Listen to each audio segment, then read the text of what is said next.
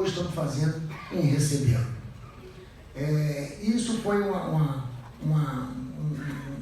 passo importante do nosso projeto, porque não tem e não tinha um cunho político, mas, sobretudo, da discussão sobre a situação do Brasil. E hoje nós precisamos entender que estamos chegando no momento de uma nova rota. A rota daqueles cidadãos que estão se posicionando como pretendentes à presidência da República. Isso aí é um fato relevante, porque nós estamos precisando de estadistas, pessoas que enxerguem a sociedade, pessoas que enxerguem a economia. Então é importante para todos nós escolhermos o melhor deputado estadual, o melhor deputado federal, o melhor senador, o melhor presidente da República. É isso que nós queremos fazer. Eu acho que daqui para frente, essa mudança brasileira passa literalmente pelo nosso voto. Essa é a função dessa casa hoje, discutir e escolher. Como cabe também ao presidente da República, ao futuro presidente da República, criar um espaço diferente, que viva muito menos o ambiente político e mais o desenvolvimento econômico, para que a gente possa contemplar o social, para que a gente possa contemplar a educação. O desenvolvimento econômico, para mim, é dono de tudo. Ele muda o perfil de trabalho. Nós precisamos de renda. Da mesma forma que nós tiramos 30 milhões de brasileiros da miséria absoluta, nós aprofundamos agora recentemente e temos já um novo quadro profundo. Então nós precisamos de pessoas influentes, inteligentes, capazes de movimentar o Brasil. Precisamos enxergar melhor o problema do Congresso Nacional. O Congresso Nacional é a razão do nosso atraso. O que é que nós vamos fazer? Eu sei, tenho certeza absoluta, que o presidente da República, na medida que tem essa responsabilidade estadista, ele modificará o perfil do Brasil. O Brasil tem tudo para ser uma grande nação. Seja bem-vindo, a palavra é sua. Boa noite.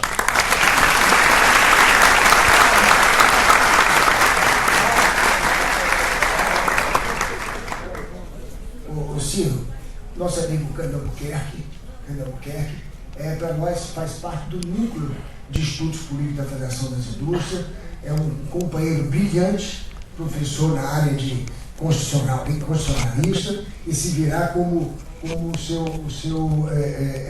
auxiliar, mediador entre você e o público aqui presente. Seja bem-vindo, a palavra é sua. Boa noite a todos e a todas.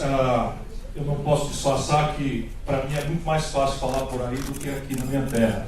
Necessariamente, falar aqui na minha terra envolve emoções que não são más, apenas não são boas conselheiras, se o tema que me foi proposto é um tema algo árido, que pede muito mais inteligência, racionalidade, do que propriamente emoções. Mas eu fico muito feliz e quero ser muito grato, a minha primeira palavra é essa, muito obrigado à Federação das Indústrias do Estado do Ceará, do meu estado, a nossa FIEC, lugar onde eu já estive por tantas oportunidades, de quem eu só tive a vida inteira estímulo, apoio, cooperação, a quem o Ceará muito deve, e portanto, Beto, eu agradeço a você essa oportunidade de falar a gente cearense que produz, a gente cearense que trabalha, e a gente cearense como um todo, porque a FIEC há muitos anos já deixou de ser uma entidade só da indústria para se transformar numa entidade da sociedade cearense.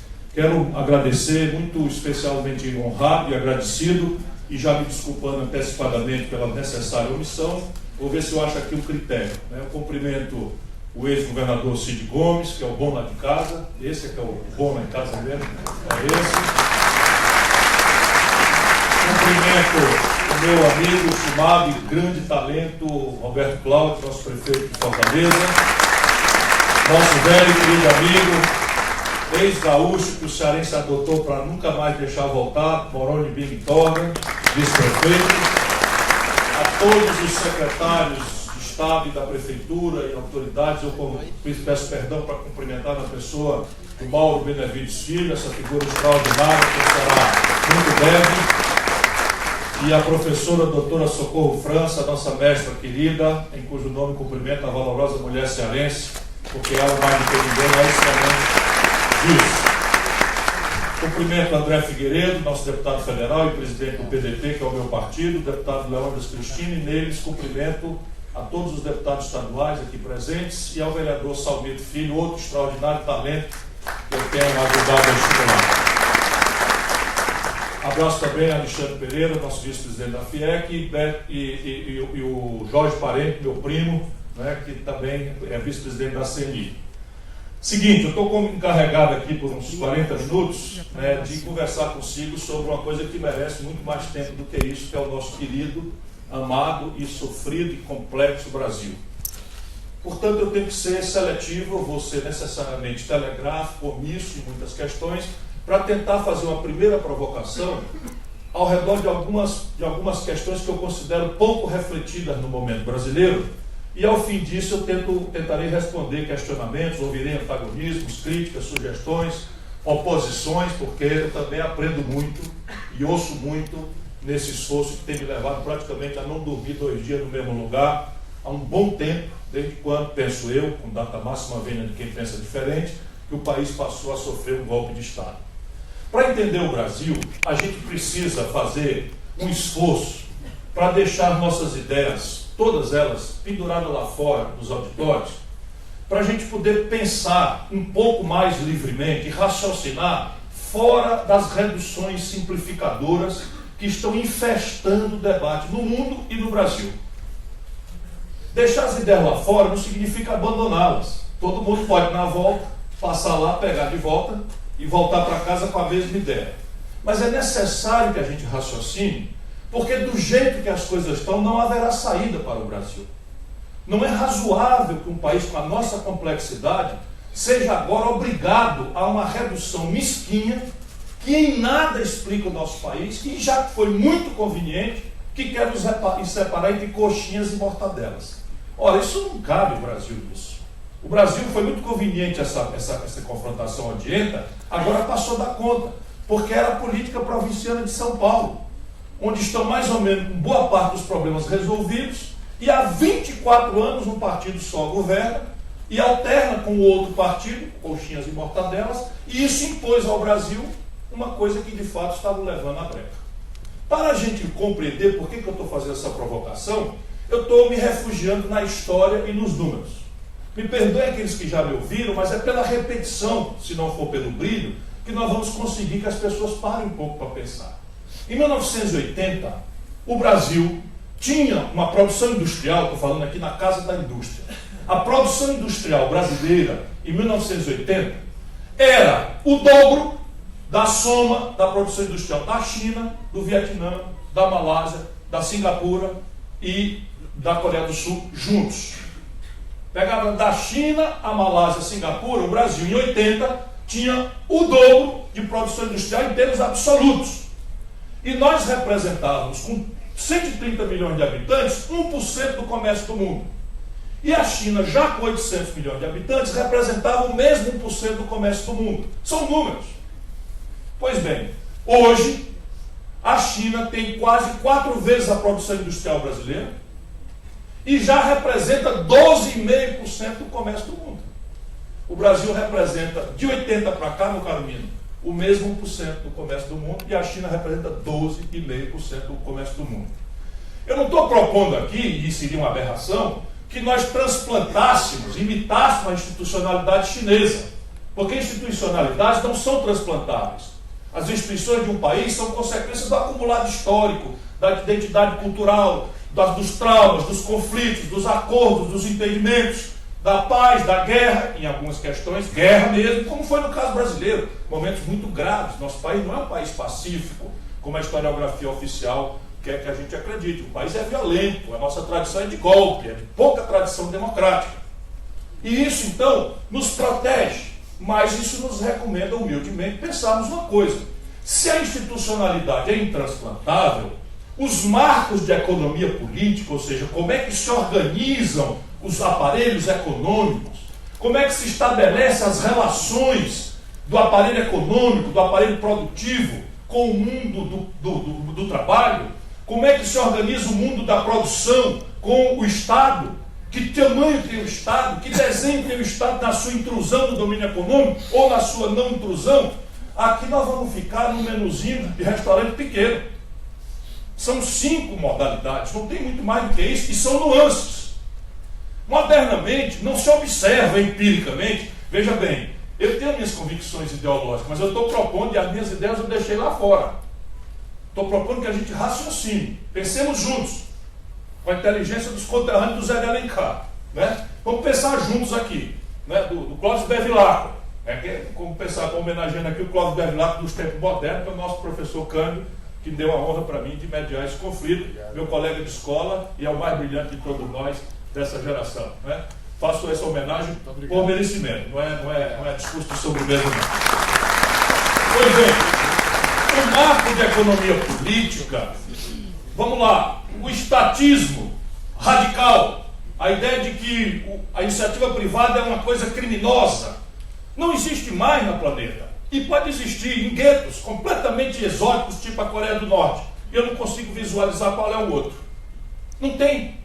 Portanto, mesmo considerando a excepcionalidade da Coreia do Norte, você tem ali. Porém, acreditem, empiricamente, a mesma observação, o mesmo critério, me faz afirmar que não existe um mito liberal. Isso não quer espancar a enorme importância da iniciativa privada. Isso não pode desmerecer a indispensável energia da iniciativa privada. Mas não existe modelo de economia política liberal, como algum manual teórico, jamais experimentado empiricamente em nenhuma quadra da história da geografia do planeta. Alguém pode já estar pensando em América do Norte. Ora, a América do Norte é bem o exemplo do que estou querendo dizer.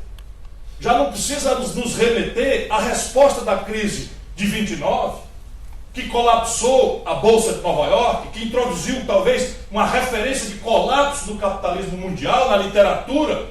Talvez a crise de 2008, quando a pacificação da história acontecer, será novamente referida como a pior, não, mas até agora, 2008, era 29. Como é que a América sai da depressão de 29? Sai pelo New Deal, sai por Roosevelt, fazendo o empoderamento, turbinando a iniciativa privada colapsada, né, pela agonia da Bolsa de Valores, numa relação mista, em que a compra governamental, a contratação de serviços com dinheiro público deficitário, produz em menos de 24 meses uma superação extraordinária da maior crise da história do capitalismo mundial. Mas vamos lá mais um pouco adiante. Será que alguém aqui imagina, ou por favor venha discutir, vamos discutir, que a América contemporânea seria o que é a primeira potência do mundo, sob o ponto de vista de defesa, sob o ponto de vista tecnológico, sob o ponto de vista de maior mercado de consumo do planeta? Será que ela seria assim, sem a compra governamental a pretexto de defesa? Será que ela seria assim, sem a compra governamental a pretexto da corrida aeroespacial? É por aí que a América financia o desenvolvimento, a inovação, a pesquisa, que a iniciativa privada nunca terá jamais capacidade de fazer, na conta do risco inerente ao take-off, à decolagem, ao começo. O que eles são extraordinariamente capazes é de imediatamente estabelecer um veio de transmissão desses domínios tecnocientíficos produzidos pela ação do Estado para a indústria regular, porque trazem ali imediatamente essa conexão. Mas imaginando a Coreia do Norte como um extremo e a América como outro, o que tem funcionado no mundo, modernamente, isso não há nem dúvida, é uma economia mista, em que se desenha um Estado sadio, enxuto, musculoso, não barbudo, não gorduroso, mas um Estado forte, com muita massa magra, com uma iniciativa privada convergente com o consenso de desenvolvimento ou com a hegemonia moral e intelectual que uma maioria política se construa para isso. Isso é uma obviedade, nós precisamos nos livrar do malefício das simplificações grosseiras que estão levando o nosso país para o brejo. Por que nós descolamos da China com tal violenta diferença? Eu explico para vocês de novo os números, para a gente ver no número se está alguma coisa certa estrategicamente no Brasil. De 1980 para hoje, meus compatriotas, meus conterrâneos cearenses, meus irmãos, de 1980 para hoje, também um abraço aí quem está nos outros auditórios, peço desculpa e fico muito honrado, né, pela notícia que tem outras pessoas em outras salas assistindo. Vai um abraço e também podem mandar perguntas. Mas repare bem, de 1980 para hoje, gelado, estatística oficial, o Brasil cresce pífios 2% ao ano em média. Simples assim. De 1980 para hoje, o Brasil cresce 2% ao ano. E por que eu chamo de pífio? Porque na mesma data, no mesmo período, o Brasil cresce a população a 1,7% ao ano. Se eu cresço a economia a 2% e a população a 1,7%, quase a mesma coisa, significa que eu, por cabeça, que é chamado per capita, eu estou crescendo estatísticos 0,4% por cabeça ao ano. Se eu lembro da concentração de renda mais perversa entre todas as economias organizadas do mundo, um bocado de 0,4 por cabeça, que não ficou por cabeça de ninguém, foi concentrado nas outras cabeças coroadas, nós temos que o país está regredindo. E está regredindo mesmo, por mais que a gente queira evitar o constrangimento de assumir, estamos regredindo mesmo. Números, nós estamos na casa da indústria. Em 1980, aquela produção que comparada com a China, etc., dava aquele tanto todo, mas em termos absolutos, 30% do PIB brasileiro, 30% do PIB brasileiro em 1980 eram gerados pela indústria. Hoje, 8% do produto interno bruto brasileiro são produzidos pela indústria. Nós voltamos à proporção da indústria como proporção do PIB ao que éramos no Brasil de 1910. E aqui começa a concretude dos nossos problemas contemporâneos. Nosso modo de viver moderno está informado globalmente, e isso é a única coisa que de fato está globalizada, é a informação. Nós estamos informados de um padrão de consumo e a ele referimos nossa busca pela felicidade. É um grande equívoco da humanidade, especialmente o jovem, mas é assim, nós queremos portar os elementos simbólicos do êxito social. Mas não é só por vaidade, são coisas concretas. Por exemplo, meios de diagnóstico médico. Quem é mais que se conforma com um doutor ouvindo com um estetoscópio de madeira, você dizer, diga 33? Se o cabo não pedir uma ressonância magnética com a tomografia computadorizada, você desconfia do médico, né? E aí vamos as coisas acontecendo. A informática, a telefonia, a ótica, a química fina, os novos materiais, os bens de capital, tudo isso nós queremos consumir, estamos crescentemente consumindo e crescentemente desaprendemos a capacidade de empreender para gerar este padrão. E isto então explica estruturalmente o problema brasileiro. E aí nós chegamos ao tempo contemporâneo. Qual é o tempo contemporâneo hoje? O Brasil, penso eu, para discutir, está estruturalmente proibido de crescer acima desses pífios 2% ao ano. E está proibido modernamente por razões exponencializadas que já se apresentaram na nossa história recente, ciclicamente, cada ciclo mais grave do que o outro. A saber, para apresentar em ordem de exame aqui, porque se esse diagnóstico for correto, aqui estão as pistas, Beto, de qual deveria ser o debate que a sociedade deve exigir de todos os candidatos. Porque quem vai fazer isso, quem vai fazer aquilo, é outro assunto. Mas se a gente parte, cada um para pensar as coisas de um jeito, o outro para o outro, e deixa a questão pragmática do problema real desconsiderada, e passamos a querer resolver problemas graves, complexos, difíceis, a golpe de frase feita, excitando a raiva que o povo tem com toda razão, a frustração que o povo tem com toda razão, dizendo que a culpa é do que está aí, deixa que eu chuto, porque comigo vai ser tudo diferente, o paraíso vai descer na terra, esta crise vai viver outro ciclo. Porque os problemas estruturais são assim, ó. Primeiro, hoje o Brasil está proibido de crescer. Qualquer mistificação de que o Brasil está voltando a crescer é o que os americanos chamam de wishful thinking. Para falar o mínimo, para não dizer mentira, que era o velho Ciro Gomes, mais jovem, tal, dizer logo, isso é mentira, estamos com enganação. Não, é wishful thinking, ou seja, ao invés de examinar a realidade, eu examino a realidade conforme eu gostaria que ela fosse. E há uma certa venialidade nisso, mas não é propriamente desonesto. Embora alguns que estão aí sabem que eu estou falando a verdade. Mas vamos lá, concretamente. Primeira razão. Hoje, as famílias e as empresas estão no máximo de endividamento da história do Brasil.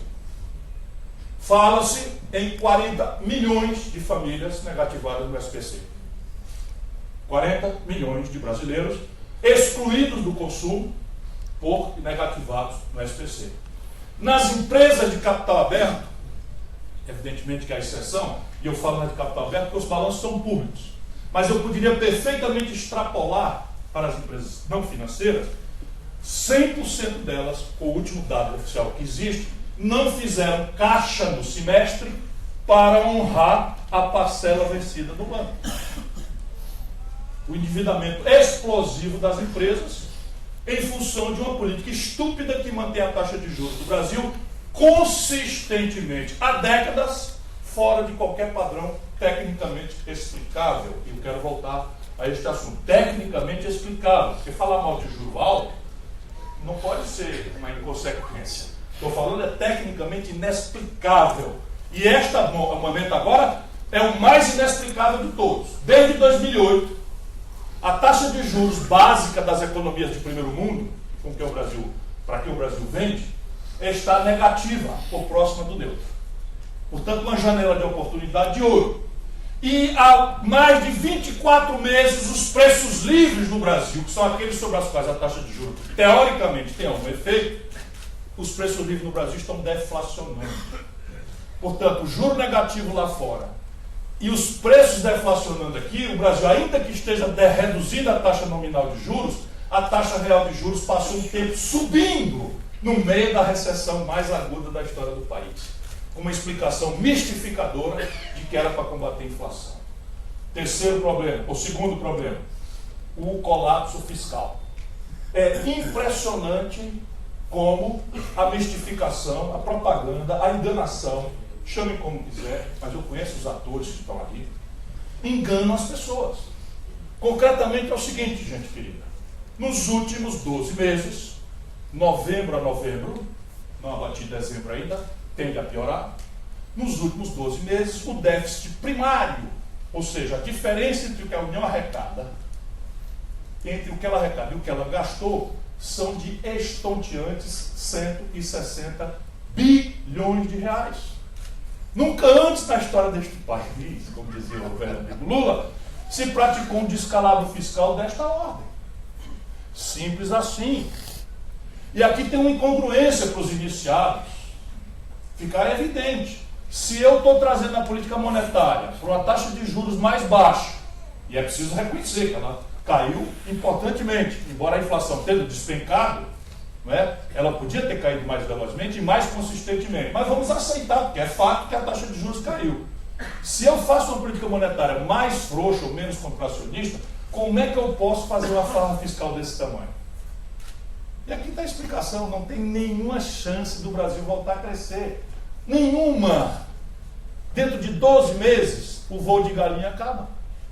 Alguém já viu Nambu aqui no interior? Aquele voozinho da Nambu? Não voa, não cabe. E o colapso aqui exige um debate, porque não é trivial. 160 bilhões de reais é o déficit primário, com a menor taxa de investimento da história da República.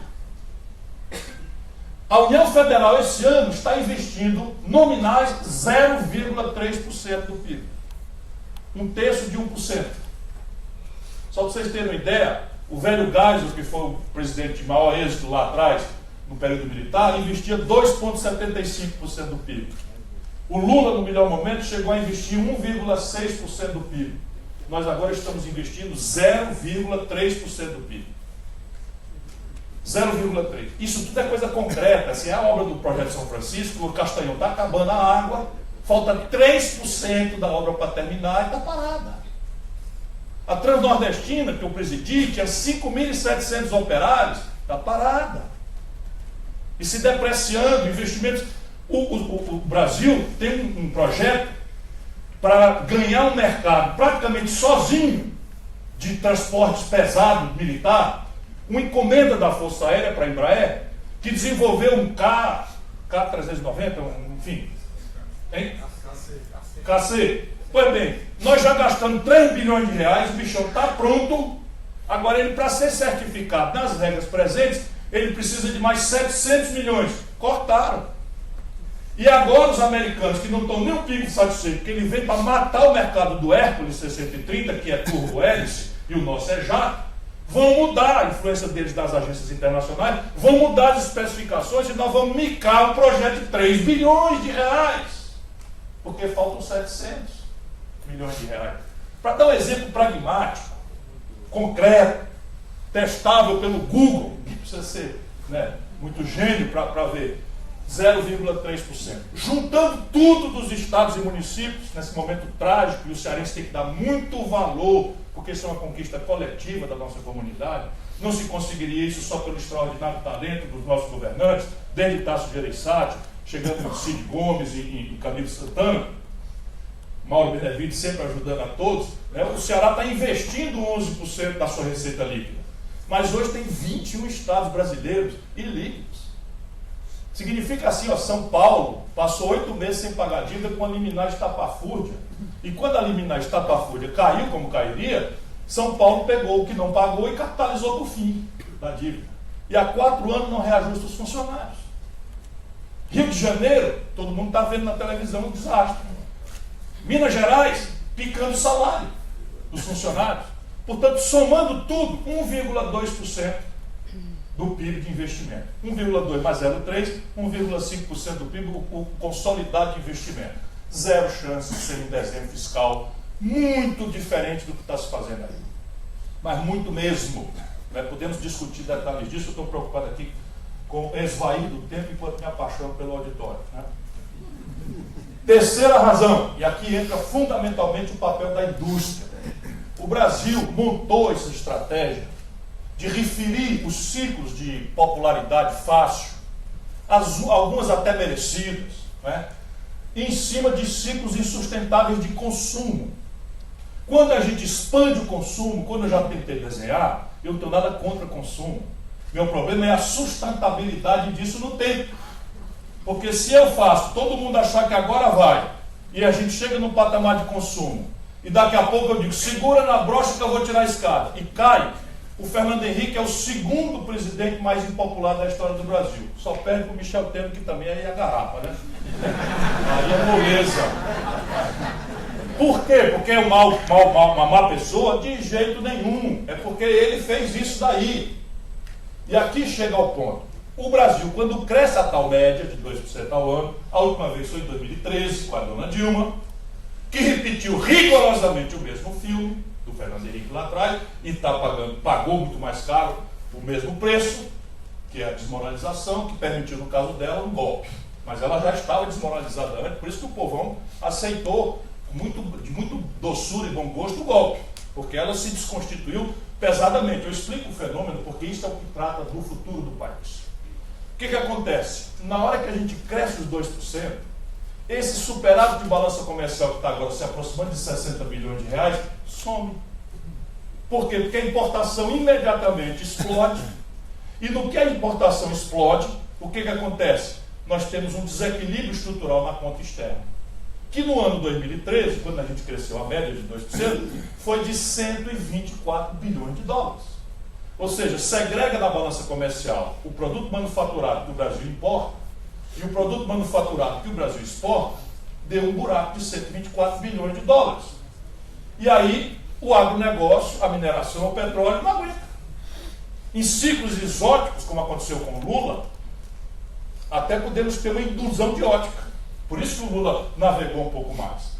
Mas com o Fernando Henrique foi exatamente esse o filme. E aí quebrou o país. Como é que um país quebra? Não é como uma loja ou uma indústria que fecha a porta. E aquela tragédia comunitária, social, econômica, etc. Um país quebra quando, e a expressão disso mais visualizável, não são as erosões generalizadas que nós estamos testemunhando. O país quebra, a consequência instantânea, imediata, é uma desvalorização da moeda nacional em comparação com a moeda termo de troca estrangeira, no caso, monopolisticamente, o dólar. E aqui é mais fácil da gente explicar, porque os senhores são iniciados, mas vamos lá. A gente não compra dólar, o povão não compra dólar, mas anda de ônibus. E aí o que acontece? O Brasil adotou a genial política de exportar petróleo bruto barato e importar derivados de petróleo em dólar. Caro. E pior do que caro, em dólar. Que a gente não produz, a gente não emite. 60% dos óleos do óleo diesel 60% do óleo diesel que nós estamos queimando nos outros Fortaleza estão vindo do estrangeiro. 60% da gasolina que nós estamos queimando no nosso carro estão vindo do estrangeiro. Vindo do estrangeiro, o gás de cozinha subiu 78% nos últimos 12 meses. Tudo porque estão referidos a câmbio. A gente não compra dólar, mas toma remédio. Nós adotamos a estúpida política, ou a genial, se preferirem, não é? Porque o mercado é que vai resolver essas coisas, como se o mundo fosse inocente desse jeito. Nós estamos simplesmente 80% dos remédios que nós tomamos no Brasil estão vindo do estrangeiro. Porque abrimos mão de política industrial e de comércio exterior, caímos na falácia, né, em ciclos de apreciação de câmbio, de importar 80% dos nossos remédios. Resultado, a gente não compra dólar, mas se o dólar valia 1 por 1, quando o Fernando Henrique ganhou a reeleição, e passa a valer 4 quando ele entregou para o Lula, nominais, significava o valor de hoje R$ 9,20, as pessoas empobrecem brutalmente do dia para a noite. Porque a gente não compra dólar, mas a gente come pão. E se der de bom, no domingo vai numa pizza. Pão e pizza é trigo. O Brasil não produz trigo com suficiência. Vamos raciocinar. Nós temos que importar trigo do estrangeiro. Então eu não compro dólar, mas eu como pão e pizza, que por sua vez é trigo que eu tenho que pagar em dólar. Se o dólar sobe 2 tantas, 3 tantas, o que era na véspera, o preço do pão e da pizza sobe 2 tantos, 3 tantos. E normalmente acontece no ciclo eleitoral. Acabou o ciclo eleitoral, vem a desvalorização do câmbio. Como os preços relativos são todos sensíveis a câmbio, isso é a grande lição que nós aprendemos com o real. Eu estava lá, ajudei a fazer. Participei dos debates preparatórios, por isso que eu virei ministro da Fazenda, porque eu participei dos debates preparatórios, porque eu era o único governador do PSDB na época, e era eu que juntava as pessoas, a Débora Rezende, Peixarida, Edmar Baixo, Gustavo Franco, Winston Frist, juntava as pessoas com a capacidade que a gente tem, né, tendo um governo de Estado e tal, sem fazer nada fora do padrão de decência, mas tinha capacidade convocatória, digamos assim. Nós montamos o plano pensando em preparar o governo Tasso Gereissati, que viria na sequência do Itamar Franco. Isso é outra história, foi traído miseravelmente lá, como hoje, pelos seus colegas de partido. Ferrem-se, vou ver como eu estou melhorando, né? Conta o que aconteceu. Não, fica quieto. O Tasso é maior e vacinado. Quero muito bem a ele, tenho muito respeito, mas é maior e vacinado. Ele gosta e deixa. Então. Fica aí. Fernando Henrique deu uma rasteira nele, e aí ficou com o plano real. O que é que nós descobrimos com o real? É que negócio de congelamento, tabelamento, essas coisas não funcionam. Mas nós descobrimos isso que eu estou falando aqui. É que existe um preço relativo na economia, que se a gente manipular, a gente mexe em todos os outros.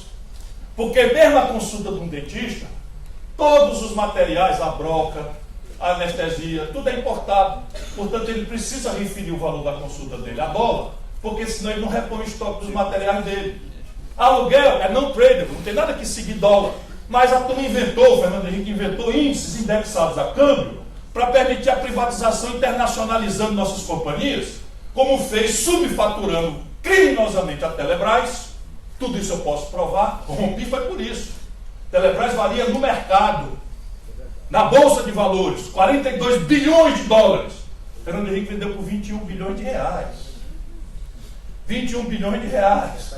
E tudo com acordo feito em que o dinheiro público pagou a privatização e acordos de acionista feitos por baixo dos panos deram controle às minorias. Essa é a privatização brasileira dessa turma que defende o mercado. A Oi, quando se financiava bem, estava rolando bem, faturando bem, se financiava no Itaú e no Unibanco, no Bradesco. Agora micou 65 bilhões de reais, imagina onde é que está o passivo da Oi, turma. Banco do Brasil, BNDES, Caixa Econômica, na quantia do povo brasileiro. Esse é o mercado.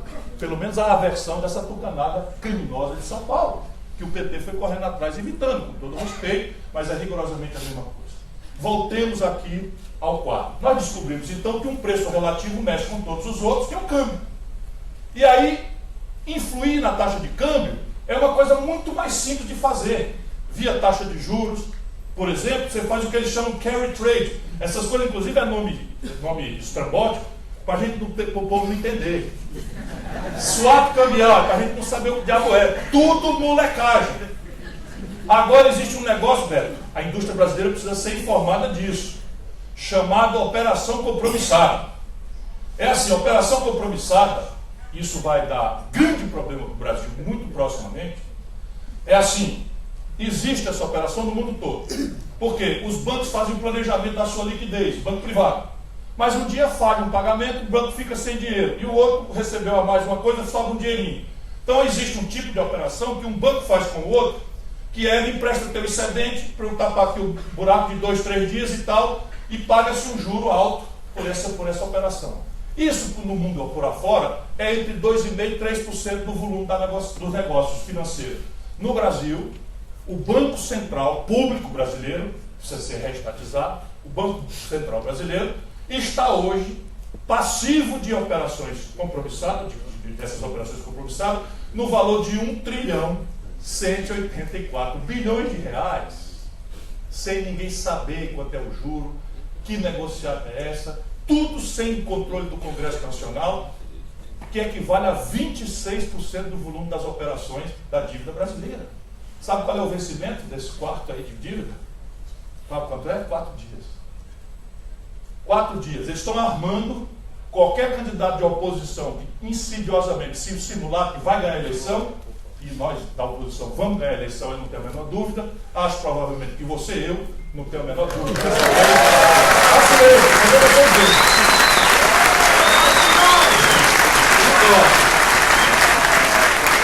eu acho por outras razões, esse negócio está tão desmantelado que parece que estou ficando pro WO, estou ficando sozinho.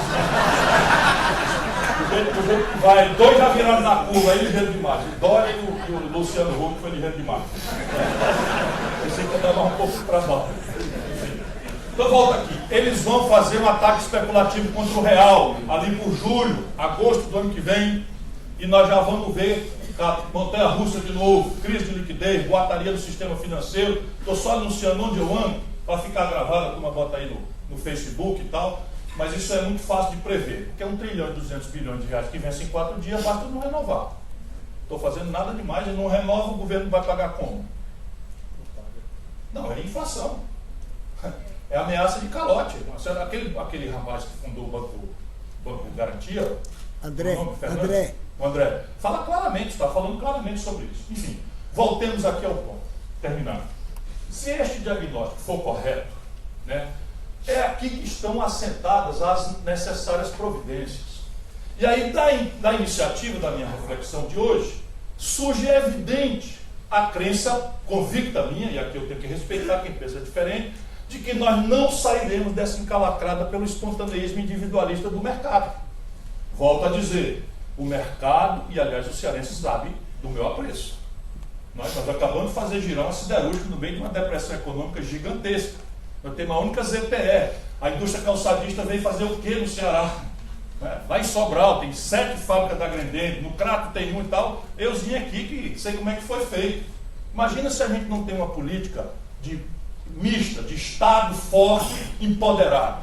Como eu também não tenho um dia de déficit. Nenhum dia, ministro da Fazenda, Ministério da Economia do Brasil. No Ceará, pouca gente sabe, que eu nunca sequer me gabei disso, eu comprei como governador 100% da dívida mobiliária do Ceará. 100%. Ia vencer dali 15 anos.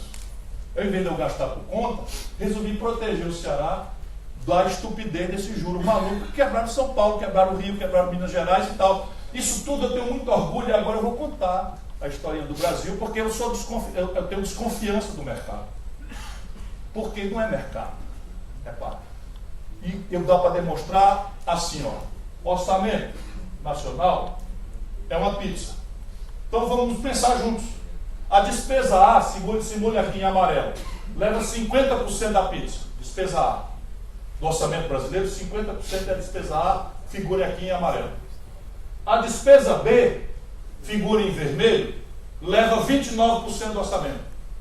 E as despesas C, D, E, F, G, H, até W e Y, levam 21% do orçamento. Vamos fazer ajuste fiscal. Por onde é que a gente começa? Sabe o que é 50%? Juro e rolagem de dívida. 50% do orçamento nacional deste país estão entregues ao mercado financeiro.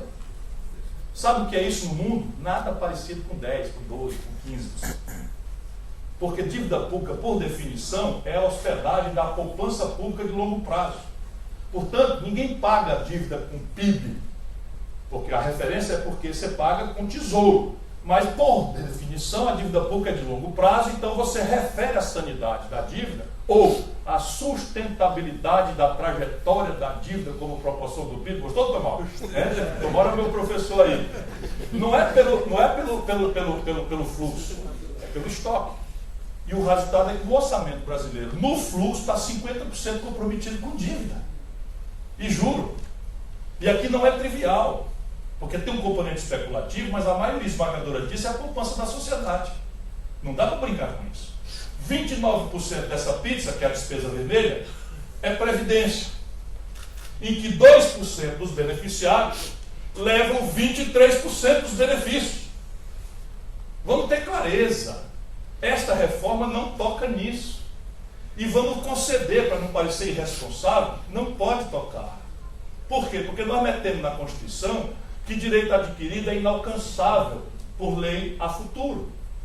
E esses privilégios são do juiz, dos procuradores, dos políticos, que, como eu, implementamos o direito, aos 36 anos, a 3 pensões mensais vitalícias, que me deviam pagar o povo do Ceará se eu fosse um imoral, e eu nunca aceitei receber. Também comecei a contar agora. Nunca tinha falado isso, comecei a contar agora. Nunca aceitei recuperar esse direito de ex-governador, ex-prefeito e ex-deputado. Eu me odeio. Estou ficando velho, internet ficando caro. E o Gael nasceu aí, eu estou com ele 2 anos para criar, mas tudo bem, não estou arrependido não, ainda. Né? Mas o fato é o seguinte, o que é que sobrou? 21% do orçamento. É nisto aqui que os gênios de Brasília resolveram aplicar uma emenda à Constituição que proíbe a expansão do gasto por cabeça por 20 anos. Ou seja, nós vamos proibir a expansão do gasto por cabeça por 20 anos para estressar 21% do orçamento. Porque não mexeu na Previdência, não mexeu na dívida, que estão livres, e fica esses 21% para responder o corte. Ou seja, ano que vem já vai ficar muito flagrante, mas no outro ano mais ainda, que nós vamos começar a ver o hospital fechar, a universidade parar, os custeios básicos da nação. Por quê? Porque o país ainda cresce 2% ao ano a sua população. Se eu cresço 2% ao ano e as demandas por saúde, por educação, naturalmente vão crescer só pela demografia, mas há uma justa exigência da sociedade que se qualifique esse serviço, olha o tamanho da violência que se praticou contra a sociedade brasileira. E isso ensinando ao mundo. Porque o tormento do déficit público é um problema contemporâneo da humanidade. A Grécia agora entrou em parafuso, a Irlanda está em pré-parafuso, a Espanha em dificuldade tremenda, a Irlanda em dificuldade tremenda, a Itália está se aproximando, está bordejando o alambrado. A crise é grande de fiscal. E os caras não estavam fazendo, dá um telefonema para o Michel Temer, para o Meirelles. Problema de déficit, liga para o Meirelles. Como é que faz? Olha, é fácil, faz uma lei. Faz uma lei. Pronto, resolveu o problema do déficit. Vê se pode. Vê se pode. E aí, resultado prático, de onde é que vai vir o investimento? Portanto, nós precisamos entender que o país precisa discutir um novo projeto nacional de desenvolvimento. O projeto supõe recuperar a capacidade de coordenação, de planejar objetivos de curto, médio e longo prazo, afirmar metas, prazos, objetivos, fazer a supervisão, avaliação, controle, obviedades, que qualquer pequena empresa faz, e o Brasil simplesmente é uma bodega das grandes, complicadíssima, governada assim, da mão para a boca, vai cada um fazendo a merda que quer fazer, desculpa aí a expressão, e a gente vai tendo que correr atrás para limpar essas coisas aí. Vem muito problema para o nosso país. Nacional por quê? Porque as condições de empreender, gente querida, não são globais. É mentira, é propaganda ideológica. As condições de empreender são crescentemente agravadas nacionais, ou no mínimo regionais. Quer ver? Vamos comparar 3 condições de produzir e trabalhar. Taxa de juros e perfil do capital. Essa é uma condição importante para a vida?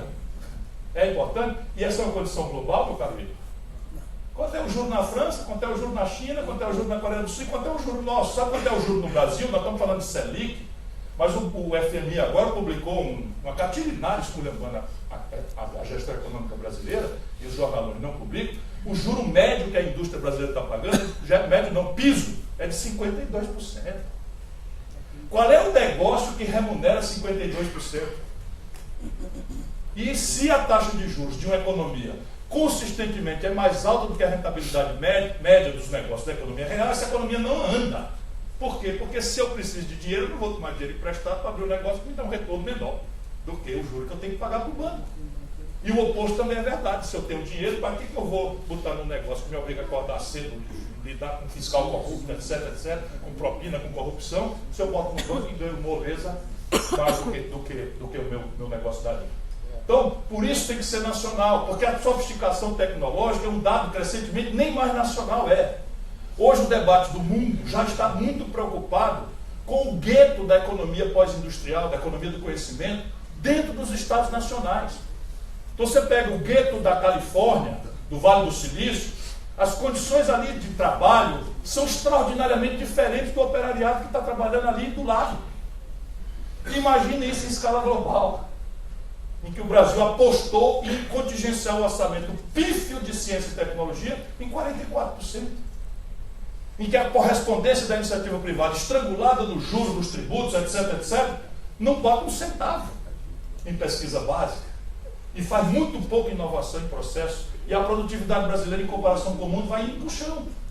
E não tem chance de uma economia improdutiva competir, nem em terceiros mercados, nem muito menos no seu mercado doméstico. Depois você tem o problema de não sendo nacional, a escala, vamos prestar atenção nisso. Eu cheguei na China, agora fui estudar as coisas lá, e ouvi falar, não vou dizer o nome aqui, que a China comprou uma grande empresa cearense, da área de seguro de saúde. Você imagina, alguma coisa contra a China? Não, o problema meu é um negócio chamado passivo externo líquido. Se eu começo a desindustrializar o país, se eu começo a alimentar a ilusão de que vou pagar eletrônica, química fina, novos materiais, supercondutores, nanotecnologia, robótica, com minério de ferro, petróleo bruto, soja, milho, já é uma ilusão mortal. Mas na sequência eu vou começar a privatizar, internacionalizando a minha plataforma de serviços. Aí o meu desequilíbrio em conta externa na indústria, que já está impagável, vai virar um desequilíbrio em conta externa também em serviços, e já é um brutal problema do balanço de pagamentos. Porque royalties para ciência e tecnologia, frete são 15 bilhões de dólares, não é? Seguro que nós destruímos, tudo isso é pago em dólar. E eu não tenho dólar para pagar, efeito, desvalorização do câmbio, inflação, taxa de juro alta, crise, desfinanciamento do patrimônio político de quem está no governo, nova ruptura e o Brasil indo para o brejo. Nós temos que virar isso e as soluções se o diagnóstico for correto, elas pulam. E eu vou terminar aqui no zero, me oferecendo para discutir com vocês a solucionária, como dizia o Dada Maravilha. Muito obrigado pela atenção.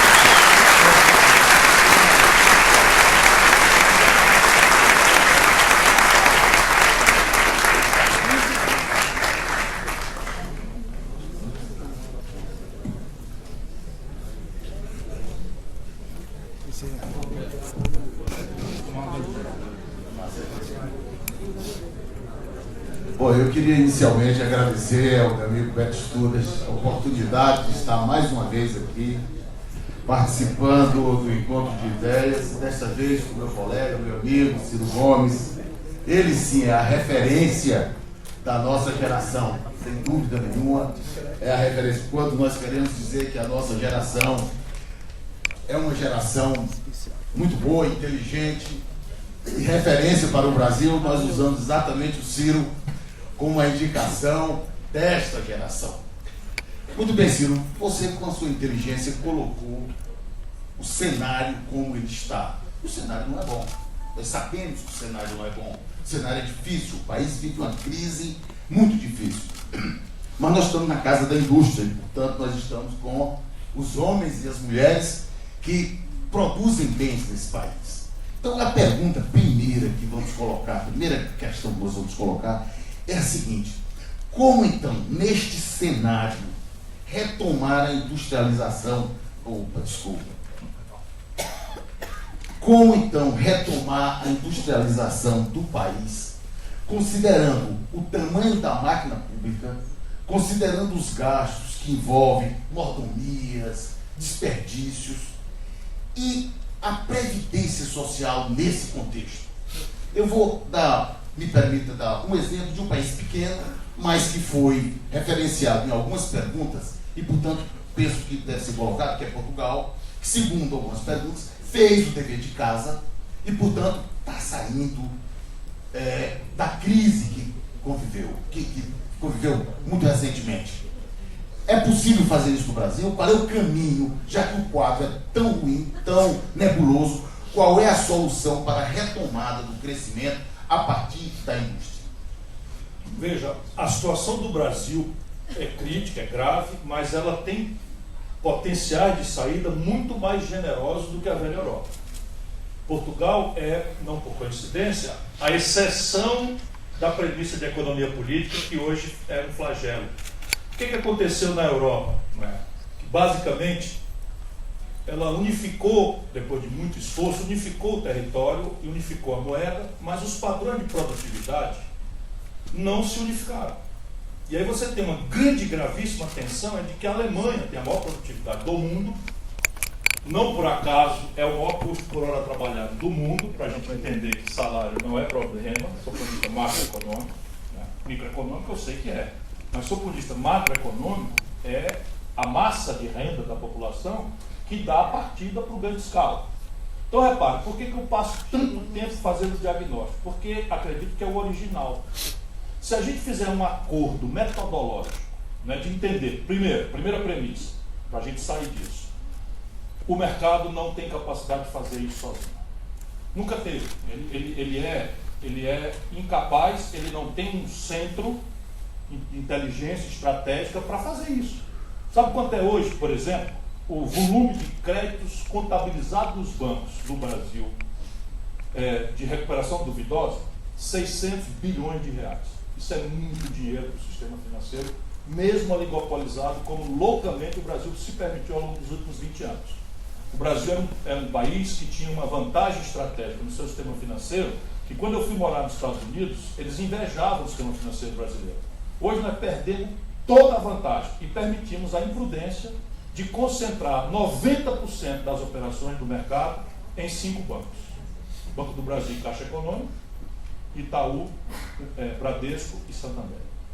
E esses bancos, eles não precisam emprestar, porque o crédito está colapsado na medida em que o governo remunera, inclusive suas exigibilidades não aplicadas.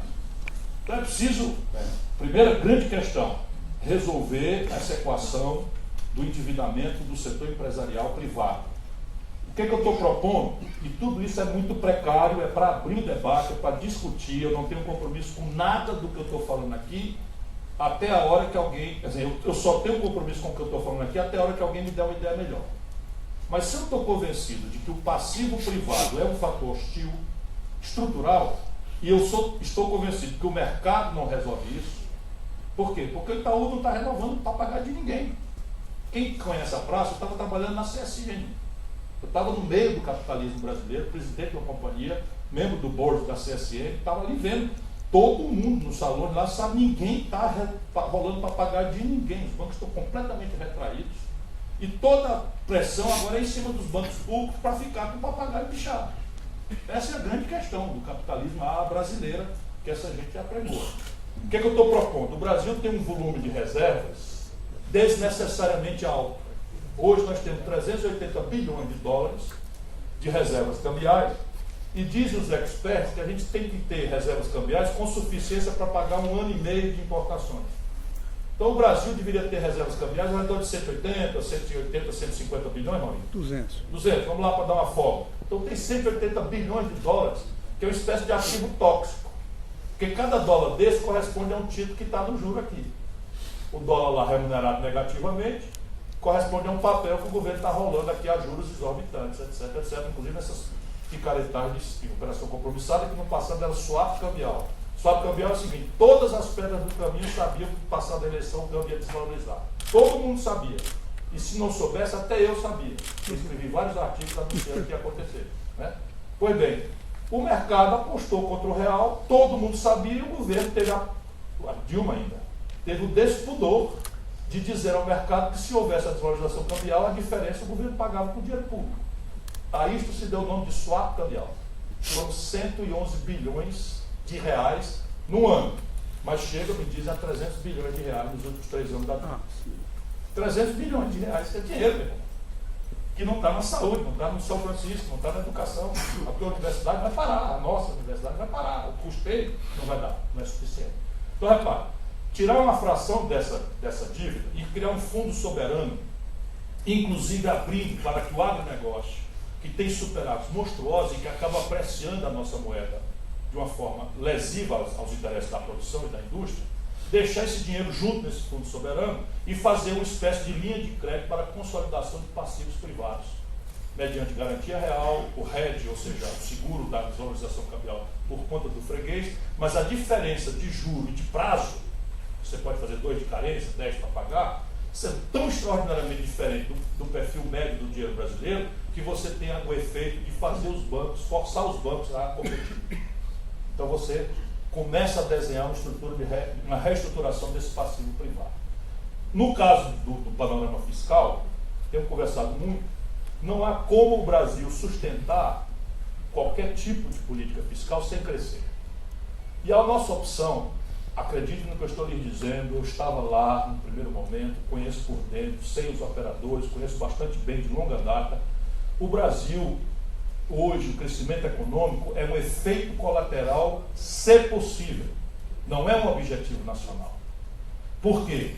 Porque quando o Fernando Henrique fez a desvalorização cambial de 99, o Armínio Fraga mostrou para ele que a âncora cambial que sustentou o primeiro momento de ilusão, de consumo populista, etc., ia quebrar o Brasil como quebrou, que agora teria que ser dada outra âncora para a sustentabilidade do real. E essa seria a âncora monetária.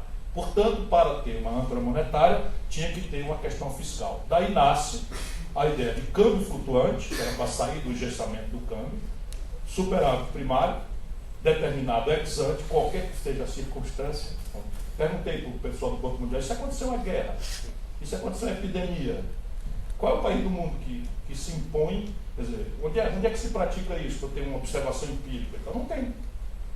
E é um experimento que virou ciência dogmática do Brasil. Quer dizer o quê? Que eu estou defendendo afrouxamento? Não, eu estou defendendo outros métodos para enfrentar, em que você inverte a lógica. Para crescer, portanto, tem que trazer os preços centrais da economia para um patamar de equivalência com o mundo. Então, o que é isso? A taxa de câmbio tem que ser estimulante da produção e da exportação, e não estimulante do consumo, em que você sai de São Paulo para Miami, mais barato do que vir para Fortaleza. É simples assim, é mais barato no câmbio brasileiro você sair de São Paulo para Miami do que vir para Fortaleza. E todo canto eu digo, quando todo mundo sabe que Fortaleza é 1000 vezes melhor do que Miami. Aí a palma come, que é pelo menos uma propagandazinha aqui para o Arial, com o Alberto Cláudio, né? Então, repare, trazer a taxa de juros para um patamar que está avançando já, mas ainda dá para estressar um pouco mais, porque, repare, a inflação projetada a futuro é de algo ao redor de 2,56, vamos arredondar em 3%. O que está fazendo a taxa de juros em 7,5%? Eu reconheço que baixou, importante, estava em 14,25%. Mas o que está fazendo a taxa de juros em 7,5% se a inflação projetada é de 3%? E quando a gente olha, por que ela está projetada em 3%? Só preços administrados pelo governo, sobre os quais a taxa de juros tem o menor efeito. Se o governo baixa o decreto, a Petrobras baixou uma portaria e aumenta o gás de cozinha, ele vai aumentar, não interessa se a taxa de juros vai para o espaço. Se eu dou uma tarifa de ônibus, decreto, a Dilma deu um tarifado de 70% da energia. O empresariado pegou esse custo na veia, no custo da energia. Aqui, eu fui estudar, a Coelce aumentou 120% da tarifa de energia depois da privatização. Gol de placa, vamos fazer mercado. Assim eu vou também. Assim eu vou também. A Coelce dava lucro, eu fui governador, eu administrei a Coelce, ela dava um bom lucro, que eu revertia tudo para investir. Depois da privatização, a Coelce aumentou a tarifa do Estado do Ceará por 120%, real, acima da inflação. Isso tudo agrava a competitividade do sistema. Isso não é uma matriz energética em que o imobilizado praticamente está amortizado. Nós temos aqui sistema Chess, sistema Boa Esperança, agora Tucuruí também, mas estão tudo amortizado. E aí, em vez de baratear, explodiu. Isso é um capitalismo brasileiro. Segundo, o fiscal aqui crescendo, descumprindo. É preciso colocar em perspectiva crítica todas as despesas. O que me diferencia, por exemplo, da esquerda corporativista é que eu não amo nenhuma despesa. Nenhuma. Qualquer despesa tá, mas eu estou apresentando aqui as despesas. Concretamente, está aqui as despesas. Vou cortar onde? Tudo bem. Aí tem lá porque destrói o conceito. Isso não é trivial. Você, a roubalheira dessa aí, como é que você vai falar em austeridade? Perfeitamente. Agora, se botar a roubalheira todo para dentro, o problema continua mais ou menos do mesmo tamanho. Dentro dessa colocação, e tem o terceiro problema, aí vem a indústria. Não, é porque o diagnóstico, eu de fato concentrei, porque eu acho que é o que mais importa, que tem uma certa originalidade. A terapêutica é essa. Então, o ajuste fiscal no Brasil é possível, em cima de algumas caricaturas. Por exemplo, e isso evidentemente não é agradável a alguns ouvidos, mas isso é feito dentro de uma lógica estudada. Mas vamos começar a discutir, eu não tenho compromisso com nada do que eu estou falando, até que uma ideia melhor aconteça. O pior cenário é um cenário de déficit monstruoso, que vai interromper a taxa de juros, que vai trazer a inflação de volta, isso tudo para 2019. Vamos maquiar 2018, vamos fraudar aí um índice de crescimento econômico, que é um degrau de volta dos 10 que descemos, e a propaganda vem e tal, zero emprego, zero receita pública relevante, tal como se demonstrará. O que é que eu estou dizendo? O mundo inteiro cobra das empresas depois do faturamento, apurado o lucro. O que é que a gente faz no Brasil? A empresa vai em dificuldade, a gente mete PIS, COFINS, contribuição e tal, tudo em cima do esforço de trabalho da empresa. E ela paga mesmo tendo prejuízo. Quando o mundo inteiro ajuda a empresa no processo de exercício e cobra no resultado, lucros e dividendos. O Brasil é um de 2 países do mundo que não cobra. O Brasil e a Letônia. Nada contra a Letônia. Eu dar uma palestra no pós-doutorado da Fundação Getúlio Vargas, a Estônia. Eu fui dar uma palestra para o pós-doutor lá da Fundação Getúlio Vargas, 15 rapazes e moças. Aí só o Brasil e a Estônia, não sei o que e tal. Aí todo mundo deu uma risada assim. Eu digo, o que foi? Não vamos dizer que tem uma pessoa da Estônia aqui, uns 8 dedos assim em cima da menina. Pô, meu irmão, me desculpe pelo amor de Deus, porque, sabe, o seu país é um pouco pequeno, o nosso aqui é muito complicado. Não é nem vantagem nossa, um morro de inveja da gente. A gente fala demais, estava pagando depois é o seguinte, no mundo inteiro se faz um estímulo às novas gerações de restaurar patrimônio. Então, o grande tributo, quer dizer, de distribuição de renda no mundo inteiro é o tributo progressivo sobre heranças e doações. O Brasil está limitado na Constituição a um intervalo de 4% a 8%. Pois bem, São Paulo quebrado, Rio de Janeiro quebrado, Minas Gerais quebrado, Rio Grande do Sul quebrado, cobra 4%. E o nosso estado, que é o estado mais líquido do país, cobra 8%, que é o limite. A América é 40%. 45%. Pois é. Na Europa é 35%, 37%, 45%, 47% na Inglaterra. Então, repare, o que não for jabuticaba e paçoca, que só tiver aqui, desconfie que está errado. E acredito que também há margem, e eu estou propondo isso, assim, com muita fraternidade, com muito respeito, porque eu quero ser um bom presidente, eu não quero ganhar a eleição. E aquele que não propuser para o povo brasileiro vai condenar-se a uma desmoralização muito precoce. Aquele que assumir a presidência da República sem contar a história vai se desmoralizar muito rapidamente. E eu não tenho psicologia para isso. Mas repare, eu acho que é da gente discutir, ainda que vinculado ao pagamento da dívida, uma CPMF de 0,38, partilhada com estados e municípios. E o que é que me faz acreditar que isso é possível? Porque eu posso, em contrapartida, diminuir as incidências sobre o faturamento, que hoje atrapalha a competitividade sistêmica para o financiamento da Previdência, que não tem saída. Por quê? Porque é o regime que está errado. Não é que está errado, o regime foi vencido. Desculpa, não posso ser breve, como dizia o Padre Antônio Vieira, né? Então, por que eu quero dizer isso? É porque a demografia de um regime de repartição é uma premissa que sumiu da vida. A humanidade está envelhecendo e o Brasil ainda tem uma janela demográfica de uns 10, 15 anos. Perdemos a oportunidade de ouro ao longo de Fernando Henrique e Lula. Eu vendo, caramba, o tempo passando, esses homens com a popularidade do mundo todo não põem a perspectiva de uma discussão em que o grande problema é a transição. Então veja bem, quando esse sistema foi montado, a presunção era jovens, 6 trabalhando para financiar um aposento com expectativa de vida de 60 anos.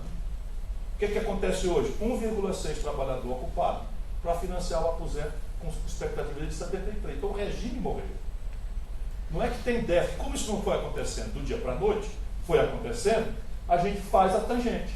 faz o puxadinho, faz o curativo, aí contribuição social sobre o lucro líquido, PIS, COFINS, incrementa a contribuição patronal, incrementa a contribuição do trabalhador, bota o governo para contribuir, não sei o que e tal. No fim, introduzimos uma trolha fiscal na hora de competir. Porque na hora de competir, você tem que exonerar o máximo. Depois que o cara competiu e ganhou, ele partilha o resultado. Eu sou sócio dele se ele não tem resultado. Esse é o que o Estado moderno faz. Né? Eu sou talvez o mais capitalista dos candidatos. Mas aqui o capitalismo é o inverso. Aqui é tudo maluquice para financiar o rentismo, que é quem manda na imprensa, quem manda nos centros políticos e tal, comércio. E aí, por fim, isso aqui, esses 3 movimentos têm um efeito de em 24 meses, acredito, o país vira o déficit primário. Só que isso se precifica antes. Na hora que você sinaliza para o mercado uma equação sustentável, o mercado antecipa para o bem essas coisas. Se me permite, o mercado sinaliza bem quando é estimulado. Mas esse mesmo mercado, ele está sendo obrigado no Brasil a manter uma máquina pública ineficiente, perdulária. E o que fazer com essa máquina? Porque, veja bem, isso tem um preço para a indústria. O serviço público para a indústria, para o comércio, enfim, para as fontes produtivas. Veja o caso do Ceará, que é emblemático agora. Nós temos um poder judiciário caríssimo, nós temos um poder judiciário ineficiente. O Conselho Nacional de Justiça apontou como o mais moroso do Brasil. E no momento em que a crise chegou, ao invés de se ajustar a máquina, não se fez isso. Fecharam-se comarcas, não se falou em botar juiz para trabalhar segunda e sexta, continua trabalhando terça, quarta e quinta. Não se falou em reduzir auxílio moradia, frota de automóveis dentro do tribunal. Quer dizer, e até quando é possível se retomar a industrialização? Porque a indústria, o comércio, as fontes produtoras, elas terão que produzir para pagar esse carrossel. Alguém vai ter que empurrar esse carrossel. E quem está pagando, quem está empurrando esse carrossel, são as fontes produtoras. O que fazer nesse caso? É possível mudar? Com o parlamento que está aí, é possível reindustrializar o país, retomar a industrialização, sem modificar a máquina pública, que é ineficiente do ponto de vista da saúde, da segurança pública, do judiciário, enfim, na educação. Em todas as áreas, nós temos serviço público de baixa qualidade e caríssimo. Meu caro futuro presidente, qual é a solução? Veja, eu tenho que discordar um pouco, assim, embora a percepção seja absolutamente correta.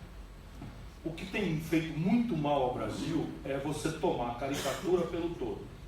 Então, repare, quem, por exemplo, como eu, conhece a proporção do custo do judiciário do Rio Grande do Sul, custo do Ministério Público do Rio Grande do Sul, como proporção do orçamento, e compara com o Ceará é o melhor do país. Custo. Um custo como proporção do orçamento. Eu acompanho isso. Porque tem uma população bem menor também, né? Não, isso é uma coisa já relativizada. Já relativizada. Como proporção do orçamento. Então, como proporção do orçamento, quanto é aqui? 2%? 1%?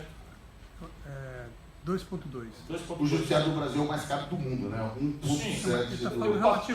Eu partilho completamente. Porque o resto aí é questão de disciplina que não está muito ao alcance do presidente da República, a não ser na circunstância de chefe de Estado, em que a exemplaridade, e por isso é relevante, né? A exemplaridade, a austeridade com que o presidente da República se comportar, dá a ele autoridade moral para constranger, como aconteceu no Ceará. Ou criar medidas junto ao Congresso. Sim, tomar iniciativas, etc, etc, etc. Ok. Porém, isso tem que ser feito. Eu estou defendendo uma profunda reforma administrativa, mas se nós tomarmos o gasto por cabeça em qualquer dos serviços mais relevantes do Brasil, nós estamos gastando abaixo dos padrões da OCDE. Por exemplo, a Colômbia, que é um país mais pobre que o Brasil, tem 42% dos jovens de 18 a 25 anos matriculados no ensino superior. O Brasil, com toda essa esculhambação de arapucas aí, embora tenha muita coisa boa acontecida também, tem menos de 18%. A Colômbia é mais pobre que o Brasil. O Brasil tem proporção do gasto com defesa, por exemplo, um gasto polêmico, etc, etc, mas ninguém tem projeto nacional se não tiver uma força dissuasória para mandar no seu próprio nariz. E isto, no mundo inteiro, é enriquecedor, porque tem todo um complexo industrial que o Brasil hoje importa do estrangeiro, 20 bilhões por ano. Né? E aqui vem o terceiro bloco de grandes providências. Então, é preciso pôr em juízo crítico 100% das despesas e os padrões de eficiência. Na instância do Executivo, nós aprendemos a fazer algumas coisas. Por exemplo, introduzir a crítica do usuário na valoração dos serviços públicos de saúde. As corporações reagem dramaticamente, mas já está funcionando. Aqui em Fortaleza, lá em Sobral. A gente começa e não estamos perdendo a eleição por causa disso. Pelo contrário, até agora tem sido generosa a resposta do nosso povo. E nós temos conseguido, nós estamos fracassando em segurança, porque o problema é realmente bastante complexo, mas em educação, 77 das 100 melhores escolas estão aqui, e assim, o gasto por cabeça no Brasil é muito baixo, em educação, saúde. Por exemplo, no SUS, a tabela de procedimentos não é reajustada desde 2003. Aí o que aconteceu? O Cid dobrou os leitos públicos do Ceará, no governo dele, saiu para fumar. Não é? Saiu para fumar. Dobrou os leitos públicos do Ceará. No mesmo período, 10 mil leitos foram fechados no Ceará. Por quê? Porque a tabela de procedimentos destruiu. E nós sabemos quais são: César Cal, quer dizer, César Cal não, Fernando Estávora, Hospital dos Acidentados, Luiz de França, o Hospital Angelim, não, eu digo os privados, os governos de Arcura Das, tudo, o Hospital Batista, tudo isso fechou, porque dependia do SUS e o SUS não reajusta as tabelas. Isso, então, é um grande problema que tem que ser posto em perspectiva. Mas, acredite, o Brasil hoje subinveste nas essencialidades: segurança, saúde e educação. Mesmo os adeptos do Estado mínimo. O que não justifica que não se coloque em perspectiva crítica todas essas ineficiências. É possível retomar o crescimento sem uma reforma fiscal e sem uma reforma da Previdência? E como fazer? Qual seria a lógica dessa reforma, considerando o Congresso Nacional que teremos a partir de 18? Pelo menos o que se imagina que será. Eu não atribuo, o Beto fez a primeira provocação na generosa fala dele, que inclusive me tocou o coração. Fico agradecido pela generosidade, mas, enfim. Este Congresso é o responsável? Eu afirmo que não. Afirmo que não, porque a história brasileira, não é que não tem maus exemplos. Né? Eu chamei o Temer, presidente da Câmara, de ladrão. Fui processado por ele. Chamei o Eduardo Cunha de ladrão. Tinha poucos méritos dele e tal. E ninguém quis ouvir qual o malefício que deu, pelo menos na minha opinião. Porque as pessoas vão deixando para lá, tem essa pseudo-nobreza, essa pseudo-Vossa Excelência para cá, Vossa Excelência para lá, e assim, tu não fala do meu rabo, eu não falo do teu, nós vamos roubando todo mundo junto e tal, e assim caminha a plutocracia brasileira. E eu não participo disso, não quero saber disso e tal. Que foi... Tudo bem. Tudo bem. Enfim, mas isso é o que acontece no Congresso Nacional. Mas para a gente culpar o Congresso, nós temos que acreditar que o Fernando Henrique, no auge da popularidade dele do Real, propôs a seguinte reforma e o Congresso reacionário, corrupto, não fez. Não aconteceu, isso aí é mentira. Ele não propôs, porque o que ele propôs passou. Sabe o que ele propôs? Uma emenda à Constituição no primeiro ano. Ele dizia: Fernando, nós nos chamávamos pelo prenome na época, não é possível um capital político desse, rapaz, não sei o que, até que rompi. Virei um chato, porque simplesmente entrou na farra. Outdoor no Brasil inteiro, que o Real, mais do que um plano de estabilização, um projeto de país, tudo mentira, porque eu sabia, estava lá, tudo sério, mas muito precário e tal. Eu digo: vou sair, vou romper, porque vai dar merda, eu não quero que ninguém da manhã me acuse de ser omisso. Aí danei escrever, falar, rompi com o PSDB, saí, fui embora para os Estados Unidos. Aí eu doidão, fui embora, tá bom, vamos ver quem tem a razão. Hoje eu estou aqui, ninguém quer a companhia dele em canto nenhum. Agora, por quê? Porque o Fernando Henrique propôs o fim da distinção entre empresa nacional de capital nacional e multinacional, para proibir políticas afirmativas de BNDES, de ciência e tecnologia, às empresas nacionais. Ele fez essa proeza. Como é da palavra do Fernando Henrique, tudo para bajular o Clinton, que salvou ele com os acordos do FMI, e ele exigiu dele entrega da contratação do projeto Civan com a Rachel, tudo com molecagem internacional de grande canalista, que eu sei, porque eu estava lá, vi, sabia, enfim. E o que acontece? Depois ele propôs a reeleição. Foram as duas reformas constitucionais que ele propôs. Nenhuma delas atendeu a nenhuma questão nacional. Depois vamos o Lula. O Lula, se quisesse, tinha mudado o país para onde ele quisesse. Eu estava lá. Cadê o projeto? Qual é a proposta de reforma institucional que o Lula fez que o Congresso não deixou? A tomada de 3 pinos foi essa, é importante, mas não precisou do Congresso. Essa é a brincadeira que eu ando fazendo, esse outubro a negada pega. Mas assim, mas não precisava do Congresso para isso, não tem uma proposta. E isso é o que falta ao Brasil. O que é que o Lula faz em matéria de política econômica? Por que ele se salva? Por 2 razões. Ele pega a taxa de câmbio a R$ 9,20, pela quebra que o Fernando Henrique fez, e entrega 8 anos depois a R$ 1,75, nominais, a valor de hoje. Olha aqui. Vê se tem indústria que aguenta isso. R$ 9,20 era a taxa de câmbio. Aquela história que eu falei, você precisava, no dia do primeiro governo do Lula, você precisava de R$ 9,20 para comprar $1 de pão. Quando ele, 8 anos depois, entrega para a Dilma, você precisava, no mesmo valor atualizado, R$ 1,75 para comprar o mesmo $1 de pão. Ou seja, a população passou a consumir, poder consumir quase 4 vezes mais do que consumia quando o Lula tomou posse. E fica grata. E aí o desequilíbrio estrutural nas contas externas foi imenso, porque durante o período do Lula o país avassaladoramente continuou se desindustrializando. Por que não quebrou? Não quebrou por quê? Porque a China, bombando, saindo de 1 para 12,5%, como eu descrevi aqui, comprou pesadamente os produtos tradicionais brasileiros. Minério de ferro, petróleo bruto, soja, milho, etc. Só para vocês terem ideia prática. No dia que o Lula entregou para a Dilma, nós estávamos vendendo uma tonelada de minério de ferro por $190. No dia que a Dilma foi derrubada, estava vendendo por 38. In natura. No dia que o Lula entregou para a Dilma, nós estávamos vendendo um barril de petróleo por $110. Quando a Dilma caiu, nós estávamos vendendo o mesmo barril de petróleo por 30. Então foi rigorosamente o mesmo filme. Tem até uma hora para dar uma risada, quer ver?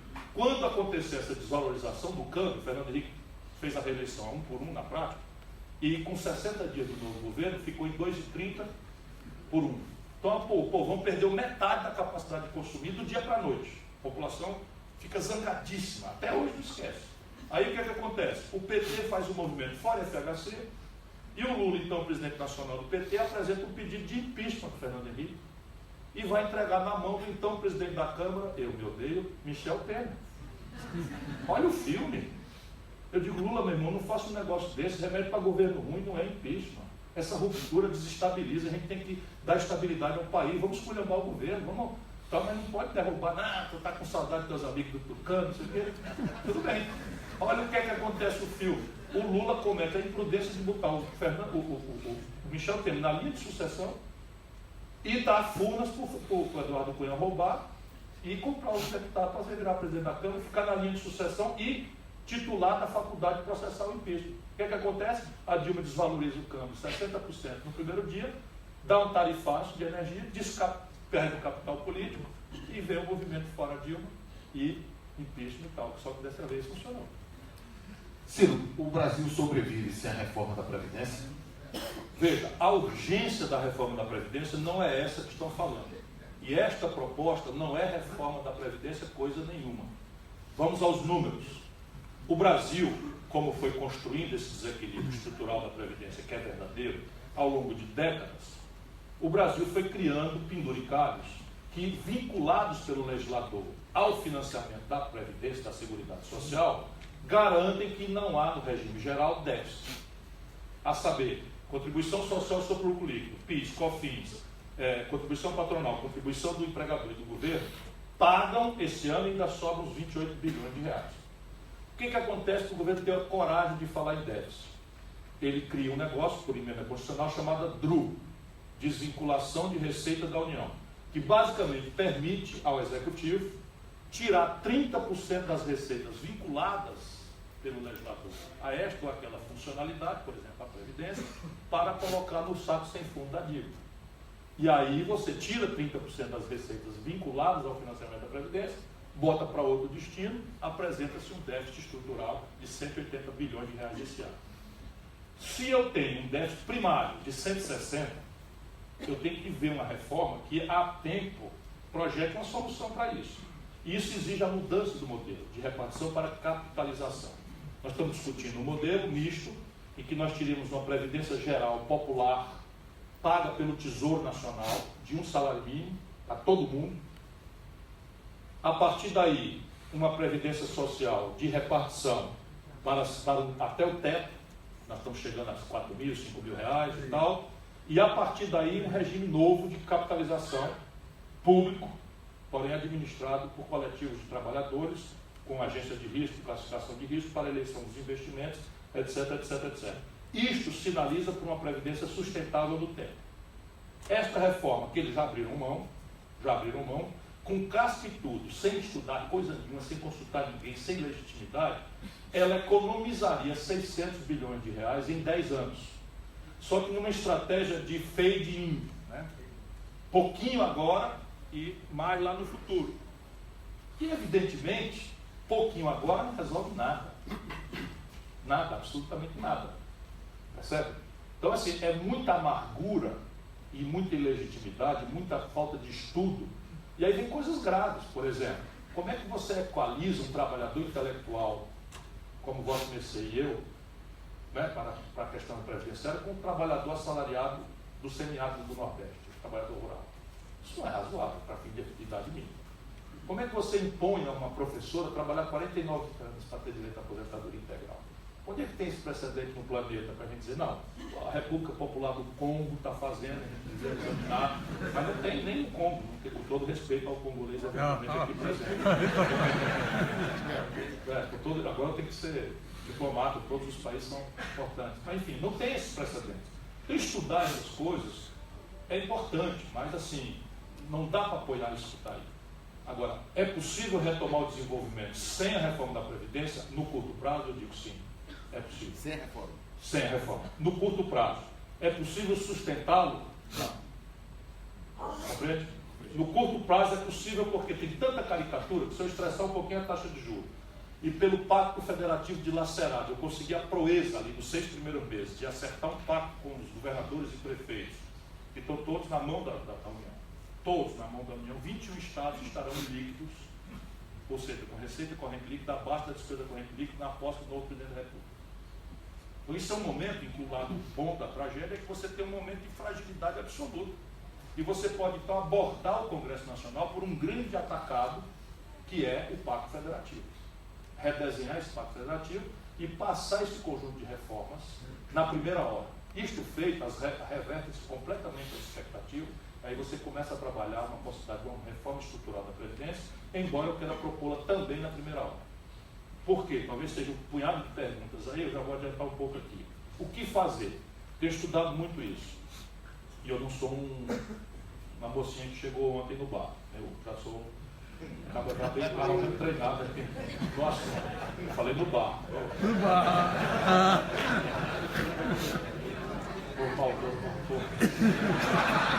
Então repare bem, o que é que eu estou pensando? Eu estou pensando o seguinte, que olhando o presidencialismo brasileiro, a gente tem que dizer logo para o povo antes que esse desenho institucional, ele traz em si uma lógica de impasse. E isso, portanto, não deve nos assustar. É da regra. É normal. É assim que é. Foi desenhado para isso. Foi um grande erro copiarmos lá atrás o presidencialismo americano, sem as características da sociedade americana, mas isso está resolvido. O povo votou já, porque das outras vezes que se quis modernizar não conseguiu. Isto dito, então, é normal, ok. Como é que a gente atenua a lógica de impasse que é derivada da seguinte obviedade? O órgão encarregado do molde institucional do país não tem nenhuma responsabilidade com a sustentabilidade desse molde institucional, compreende? Quer dizer, então, cara, eu era deputado federal, eles votaram lá, contra o meu voto, a revogação da CPMF. Tiraram 70 bilhões de reais a valor de hoje do orçamento. CPMF é um tributo muito ruim. Mas qual é o orçamento do planeta que aguenta você subtrair, dia 20 de dezembro, 70 bilhões de reais, sem mexer em nada na despesa? Achando pouco, 8 dias úteis depois, votaram a regulamentação da emenda 29, que determina um acréscimo de algo ao redor de 70 bilhões de reais a valor de hoje no orçamento da saúde. Ora, 70 menos de receita, 70 mais de despesa, é 140 bilhões de reais no orçamento americano, quanto mais no nosso. E houve aplauso para um e para o outro, porque a viúva aí, né, ficou desprotegida, porque o parlamento é assim mesmo. Se não tiver um projeto, uma coisa que explique que você não pode aumentar a despesa e diminuir a receita sem equilíbrio, você não vai governar nada. Isso no Brasil é assim que está funcionando. Como é que se atenua isso? Propor antes da eleição propor na primeira hora, negociar no atacado, não é? No pacto de governadores, e, em última análise, persistindo em impasse, negociar, levar os dois assuntos, reforma fiscal e reforma política, a plebiscito e referendo. Direto à votação pelo povo, como está na Constituição Federal. Perfeito. Essa é uma pergunta que ela está repetida aqui várias vezes e é própria da indústria, né, do comércio, que parece querer enfrentar uma contradição. Diz o seguinte: como explicar que o país está em crise e as empresas também estão em crise e as ações estão subindo ou se mantendo no mesmo patamar? Qual é o milagre? Eu pergunto, qual é esse milagre? O milagre é o seguinte: a premissa é a partida. O que aconteceu com o Brasil? Ao longo da depressão econômica, o patrimônio empresarial depreciou-se pesadamente, desvalorizou-se pesadamente, e o Brasil ficou dramaticamente barato. E hoje existe uma bolha de liquidez internacional que não tem precedente. Nunca houve, desde a crise de 2008, nunca houve tanto dinheiro ocioso no mundo como tem hoje. E o Brasil ficou dramaticamente barato. Empresas de primeira linha, tipo Gerdau, Vale do Rio Doce, CSN, andaram mal faladas por causa do endividamento explosivo. As ações foram lá para baixo. Quando eu entrei na CSN, estava lá embaixo. Mas assim, Banco do Brasil, Caixa Econômica, Petrobras, Bradesco, que é a nossa amiga aqui do Ceará e tal, me pediu uma vez para fazer uma palestra lá para investidores estrangeiros deles e tal. E o camarada ali, olhando tal, não sei o que e tal, eu digo: meu irmão, me dê esse dinheiro aí que eu me pago em dobro para jogar na Petrobras. Se eu tivesse um centavo, porque as ações da Petrobras foram por lixo. E assim, não foi por lixo por conta de escândalo. Isso é que é a grande molecagem. Escândalo é um negócio intolerável, que destrói tudo, destrói a confiança no sistema, mata a democracia. Portanto, eu não estou contemporizando com isso. Mas a contabilidade da Petrobras foi dramaticamente afetada por uma circunstância. Qual é a circunstância? Ela estava vendendo petróleo a $110 quando a Dilma tomou posse. E o pré-sal tinha um custo de produção de $41. Foi ganhando escala, foi diminuindo, está hoje em 28, 30. Mas a Petrobras, quando a Dilma foi derrubada, estava vendendo barril de petróleo a $30. Portanto, abaixo do custo do pré-sal. Micou a Petrobras. E ficou no chão, ficou assim. Então, você pegar a Bolsa de Valores, subir em cima dessa, é assim mesmo. O mercado de capitais do Brasil é ridículo. Não existe mercado de capitais. Você já ouviu falar, Beto, você que é a líder aí da capitã da indústria, já ouviu falar num IPO no Brasil? Uma empresa nova que foi à Bolsa de Valores e capitalizou-se para nascer? Não existe. É um cassino em que 4 ações bancam para cima e para baixo. E basicamente é Petrobras. Essa é a explicação. Com o câmbio. Quer dizer, a taxa de câmbio foi fumar. Não, para fazer um telefonema urgente. Do Temer. Lá do Cunha, lá do presídio.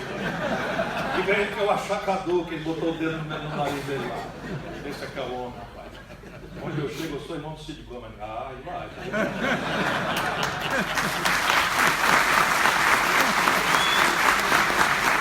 É o seguinte, hoje, mesmo com a taxa de câmbio ainda não ajustada, porque o câmbio bom para a indústria, o que estão me ajudando aí, falam 3,80, 4, e o câmbio está 3,30, 3,25 e tal. Então você tem uma valorização cambial ainda hostil à indústria nacional brasileira. Porém, está bombando a balança de pagamento, balança comercial brasileira, quase $60 bilhões. A explicação qual é? A outra conta, importação. Como o país está numa depressão econômica violenta, a importação despencou. Cresceu um pouquinho a importação, puf, volta e o saldo some. Ou seja, eu vou fazer uma pergunta agora que me interessa pessoalmente. O mundo hoje se divide em quem detém tecnologia e quem não detém tecnologia. O Brasil exporta produtos in natura. É ferro, é soja, quer dizer, importa tudo o que precisa. Vai ao dentista, todo o material que ele usa é importado. Você vai fazer pão, importa o trigo, enfim.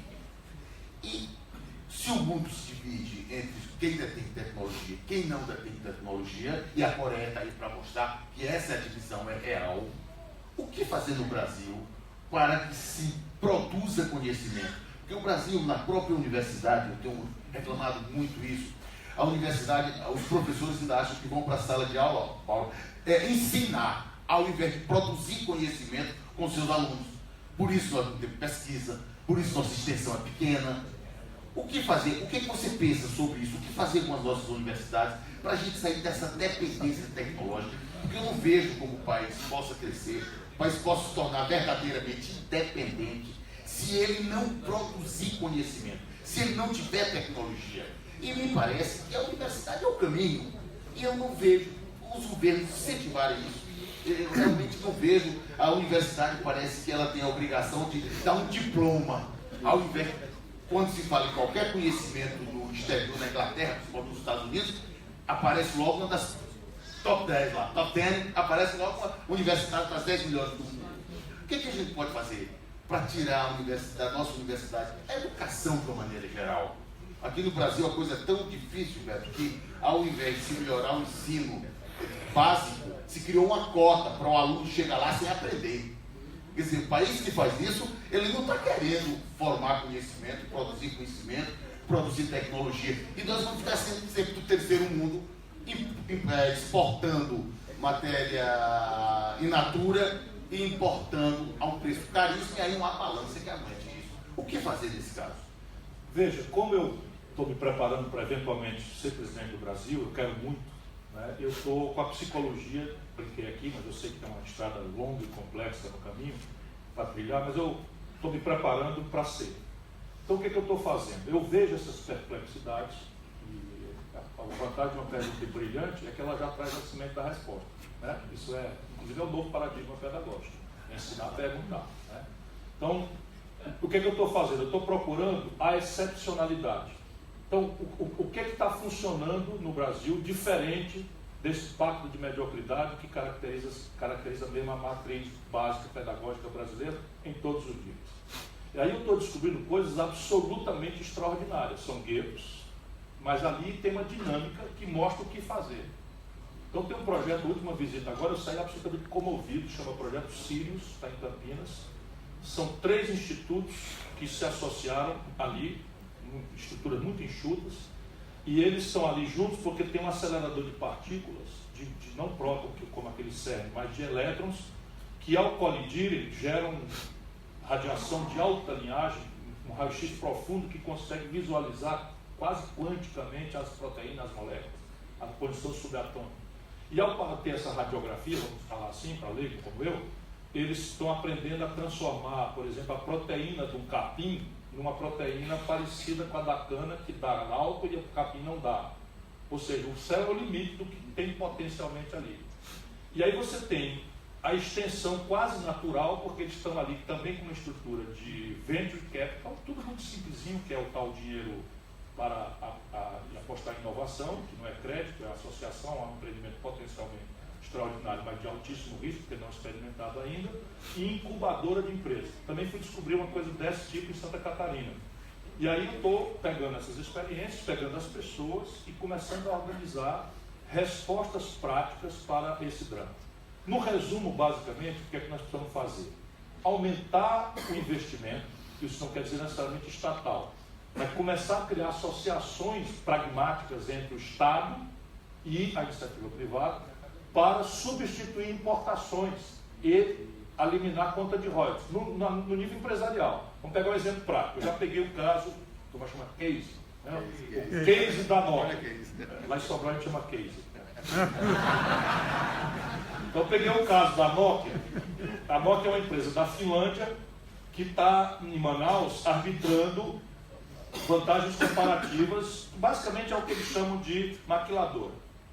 Então a Nokia tem um centro estratégico de decisão na Finlândia e ela, para ter acesso ao mercado brasileiro, que é um mercado relevante em qualquer lugar do mundo, nosso mercado relativamente é importante, potencialmente agora se revelou a extraordinária potencialidade, 40 milhões de consumidores vieram ao mercado, está tudo dando para trás, mas vieram ao mercado nos últimos 10 anos no Brasil, e o mundo olhou aquilo, opa, onde é que está acontecendo isso? Só lá. Né? Então a Nokia abre uma plataforma e aí ela vem, como não tem política industrial de comércio exterior, ela se instala em Manaus e traz todos os componentes. Não estou falando do chip que a gente não sabe fazer, estou falando da casquinha de plástico. Casquinha de plástico. Eu fui lá ver e tal, tudo global source. Ou seja, os fornecedores globais dão escala para ela e o Brasil não estressa ela em nada, nem com meta de exportação e nem com meta de renacionalização, porque virou abominação ideológica no Brasil, o que todo mundo faz. Isso é que é o mais cruel no Brasil. Todo mundo faz. Vá ver se a China compra uma geradora de energia elétrica nos Estados Unidos. Vá ver se a China compra, se o governo deixa a China comprar uma geradora hidráulica. Hidráulica. Ou seja, nós entregamos agora 3 usinas amortizadas para a China, para a Itália e para a França. Nós entregamos um campo de Carcará do pré-sal para o estatal da Noruega. Aliás, essa empresa da China é estatal. Então repare bem, nós estamos entregando o regime de água. Olha, nordestino. Regime de água para o estrangeiro. Então isso, eu tenho alguma coisa contra capital estrangeiro? Quem foi que ajudou a fazer aqui, trazer os coreanos? Não tem problema nenhum. Nenhum problema, está aqui os coreanos, muito bem-vindos, me adoram, gostam do CID e tal, proeza que eles fizeram e tal. Aí a siderúrgica rodando. Tu acha que vinha a siderúrgica para o Ceará se não fosse muita guerra do estado do Ceará em cima? Guerra, peguei esse Gabriel, você é um vagabundo com o dedo no nariz dele, sabotando o Ceará, esse que era o presidente da Petrobras, porque achou que era um sonho nosso. Quando ficou pronto o projeto, recebeu um topo, sei lá de quê, porque era tudo roubando mesmo, e sabotou o Ceará. E aí, como agora a refinaria deram cheiro no Ceará, mas aquilo ou nós arrastamos ou não tem conversa. Mais cedo ou mais tarde nós temos que fazer a refinaria do Ceará. Então, isto daqui é o básico. E aí você vai lá, engenharia reversa, que é a lei do menor esforço. Então você tem, eu falei aqui, 80% dos remédios brasileiros são importados. Quem compra? Basicamente o governo. A União Federal, Beto, esse ano vai comprar 17 bilhões de dólares do Complexo Industrial da Saúde. Não é negócio de tomografia, última geração, não. É cama de hospital, cadeira de roda, prótese, bengala, coisa básica. Que você monta uma unidade de engenharia reversa na escola técnica aqui, como é que chama agora, né? Mais uma Instituto Federal de Educação, ali na Frei de Maio. IFCE. Pronto, a escola técnica ali da Frei de Maio. Você pega ali a negada desenha o perfil todinho, copia, você monta uma fábrica em Irauçuba, porque quem compra é o governo. Quem compra é o governo. E o mundo inteiro faz isso. A OMC aceita que para fins de equilíbrio de competição, de desenvolvimento regional, a compra governamental seja feita desde que não embuta subsídio. Porra, mas nós estamos comprando uma bengala que vem da China. Será possível que a gente não consegue produzir Irauçuba para botar no hospital aqui do Roberto Cláudio, no IJF2, mais barato do que a China? A vantagem lá é escala. Mas aqui nós temos uma vantagem na logística. Como é que a indústria calçadista veio para o Ceará? Vocês acreditam que o Ceará tem algum... Seguinte, ó, o Ceará virou o maior exportador brasileiro de calçados. Todo o insumo da indústria calçadista vem de fora. Todo o insumo da indústria calçadista vem de fora. E, evidentemente, o mercado consumidor dos calçados produzidos no Ceará é fora. Vocês acham que essa matéria-prima passeia para cá e o produto passeia para lá se o Estado não entra compensando as assimetrias competitivas? Ou a única sorte do povo do Ceará é pegar o pau de arara e morar em São Paulo? Quanto custa isso? Em valores humanos e em dinheiro. Como é que custa reurbanizar São Paulo? Quanto é que custa reurbanizar o Rio de Janeiro? É impossível, é impagável. E esses custos nós não estamos arbitrando, porque caímos nesse fatalismo, boboca que não existe observação empírica disso no planeta. Conversa mole, simplificação, tudo é muito fácil, tudo é muito simples, e o país ainda está breve. Então, engenharia reversa, lei do menor esforço, compra governamental, vão começar a produzir encomendas práticas. Por exemplo, quando nós fomos fazer a siderúrgica aqui, nós fomos na Universidade Federal e deram para o Padre Roberto. E disse, vai ter uma siderúrgica no Ceará, é preciso que os empregos sejam aproveitados aqui pelo cearense. Desenhamos uma escola de siderurgia e coisa de materiais aqui na UFC, que imediatamente respondeu que é a nossa vantagem. Então, isso tem que fazer. Então, essa universidade aqui já está, pelo menos aquele pedaço ali, já se conectou com a economia. O resto a gente entendeu um pouco, que nós vivemos ainda o resto de uma geração que sofreu muitos traumas. E aí, a Universidade Brasileira tendeu a entropia, né, a se fechar para dentro, para se proteger. O resto é corporativismo, preguiça, aí é outro problema. Bons diretores resolvem. Muito bem, vamos mudar um pouco aqui, Círio. Essa pergunta tem que ser feita porque é hoje uma inquietação de todo brasileiro. O que fazer para enfrentar a violência urbana no Brasil? Já que esse é um problema que não pode ser creditado a nenhum Estado isoladamente, e é verdade. Esse é um problema nacional. As quadrilhas, as facções, que agora não é quadrilha, agora são facções, elas estão organizadas nacionalmente, com comandos, diretorias, seções, enfim. O que fazer? O que você pensa sobre essa questão da segurança pública, desse momento agudo que nós vivemos no Brasil? Honestamente, a melhor resposta nesse momento deveria ser um não sei, assim, muito humilde e sincero. Mas eu, evidentemente, sei que isso no simbólico é muito errado. Então, o que é que eu estou fazendo? Eu estou reunindo especialistas, já consigo ordená-los em 2 grandes campos. Nenhum deles até agora, estou fazendo reuniões longas, tipo, por exemplo, na casa do Luiz Eduardo Soares, uma reunião que durou de 6 da tarde à meia-noite, e vai ser a primeira de muitas, e estou conversando com o Congresso Nacional de Segurança Pública, e assim, vou visualizando 2 coisas. Então tem muitas ideias. Qual é meu ceticismo? É que a agenda regular nós fizemos no Ceará. O Ceará praticamente dobrou o efetivo da Polícia Militar. O Ceará introduziu a tecnologia mais sofisticada que houver. O sítio foi criticado, mas aquelas Hilux não são a Hilux. Ali tem televisão, tem computador para entrar em tempo real no fichário, para ver quem é o cidadão que está sendo abordado na rua. Tem gravação para frente e para fora, para frente e para trás. A ideia era vincular o policiamento à comunidade, um imã de geladeira com celular, para as pessoas fazerem, nova academia de polícia, sistema presidiário e tal. E o que aconteceu? Aconteceu que o Ceará praticamente dobrou a população carcerária nos últimos anos. E as coisas só pioram. Sob o ponto de vista de 2 crimes. Homicídio, 4.600 homicídios nos últimos 12 meses, numa estatística que são 62.800 homicídios no Brasil. Quase todos pobres, quase todos negros, quase todos da periferia. O Brasil já tem 700 mil pessoas presas. O que quer dizer que o sistema tradicional, a polícia prende, o Ministério Público denuncia, juiz condena, o sistema prisional segrega, está funcionando. 700 mil pessoas presas, apenadas, só os americanos têm mais gente do que nós. Proporcionalmente a maior população carcerária do mundo. Aí você desce para entender um pouco esse negócio. 30% desses apenados não estão com sentença transitada em julgado e são jovens presos em flagrante pela polícia, portando pequenas quantidades de droga. Que alguns países do mundo, mais exitoso é Portugal, já regulamentaram sem descriminalizar. Portugal considera problema de saúde pública se o cidadão for apanhado com X quantidade, que os especialistas dizem droga a droga, que seriam suficientes e necessárias para o consumo de uma semana. Então, eles consideram problema de saúde pública se esse padrão for o porte do garoto. Então, leva para, como é que chama?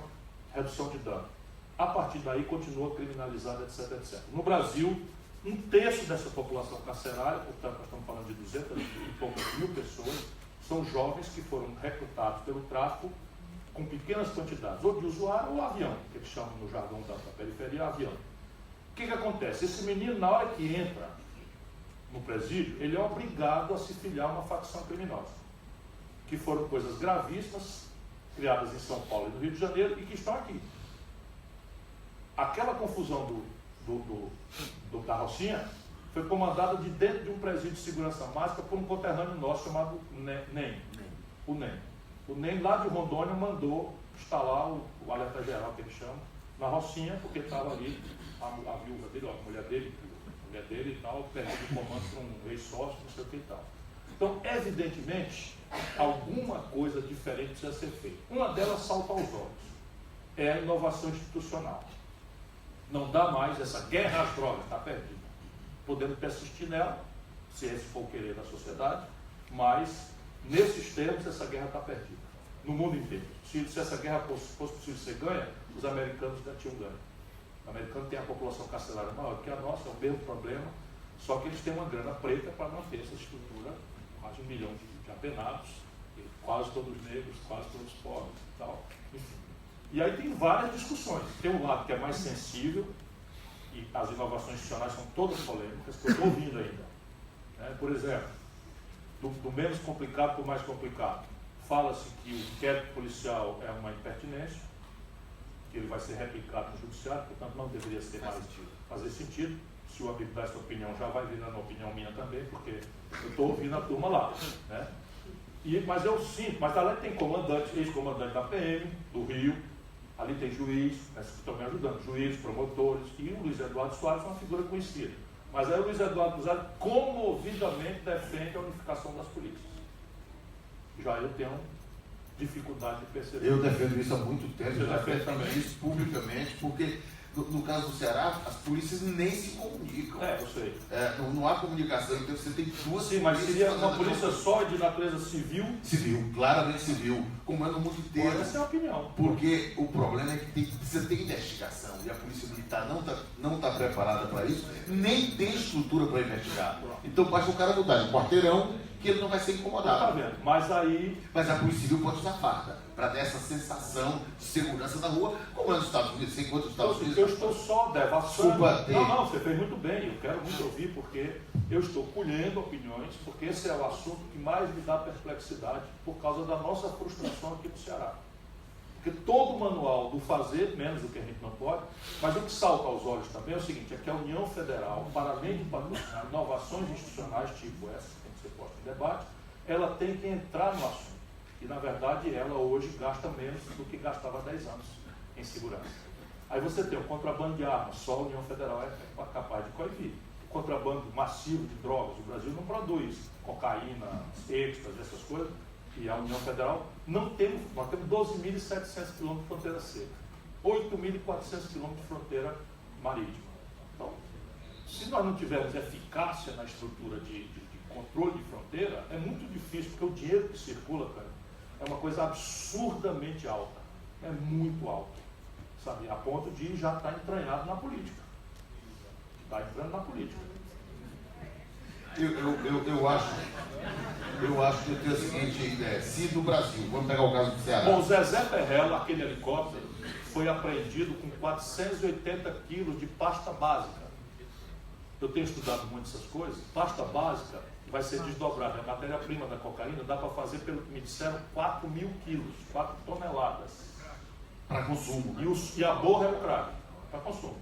E até hoje não foi uma pessoa presa. Hein?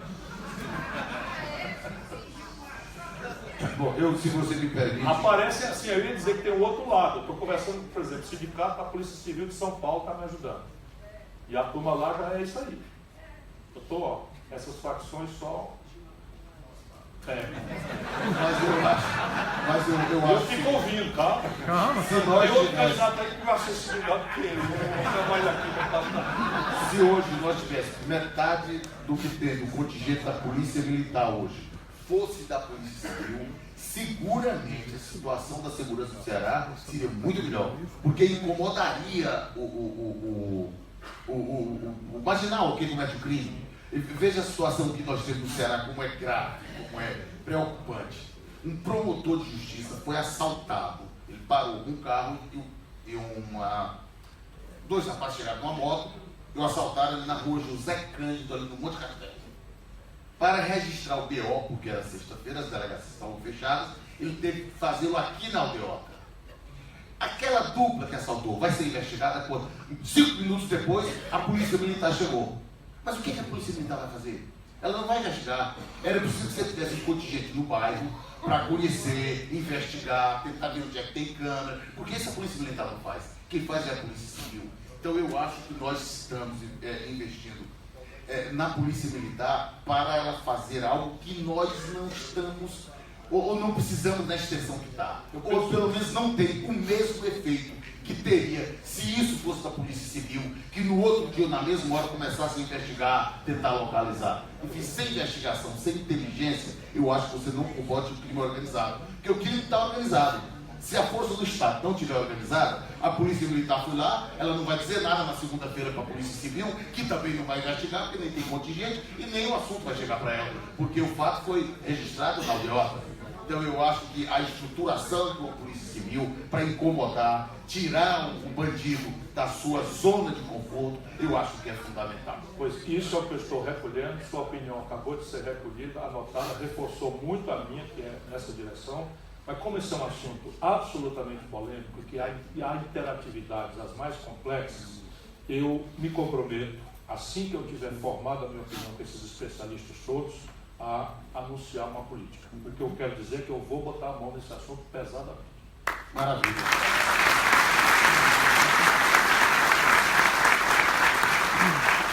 Bom, eu pedi desculpas pela avançada hora, nós já estouramos todos os prazos. Devolvo a palavra para você. Eu quero agradecer a você, meu querido amigo, irmão, admirado companheiro, qualidade dos seus questionamentos, me fazer pensar. Mais uma vez agradecer a Federação das Indústrias, a ti, Beto, o privilégio de estar aqui. Pedir desculpa aí se eu fui um pouco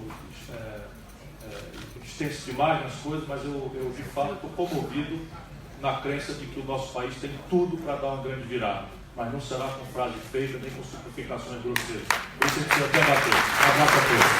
Obrigado.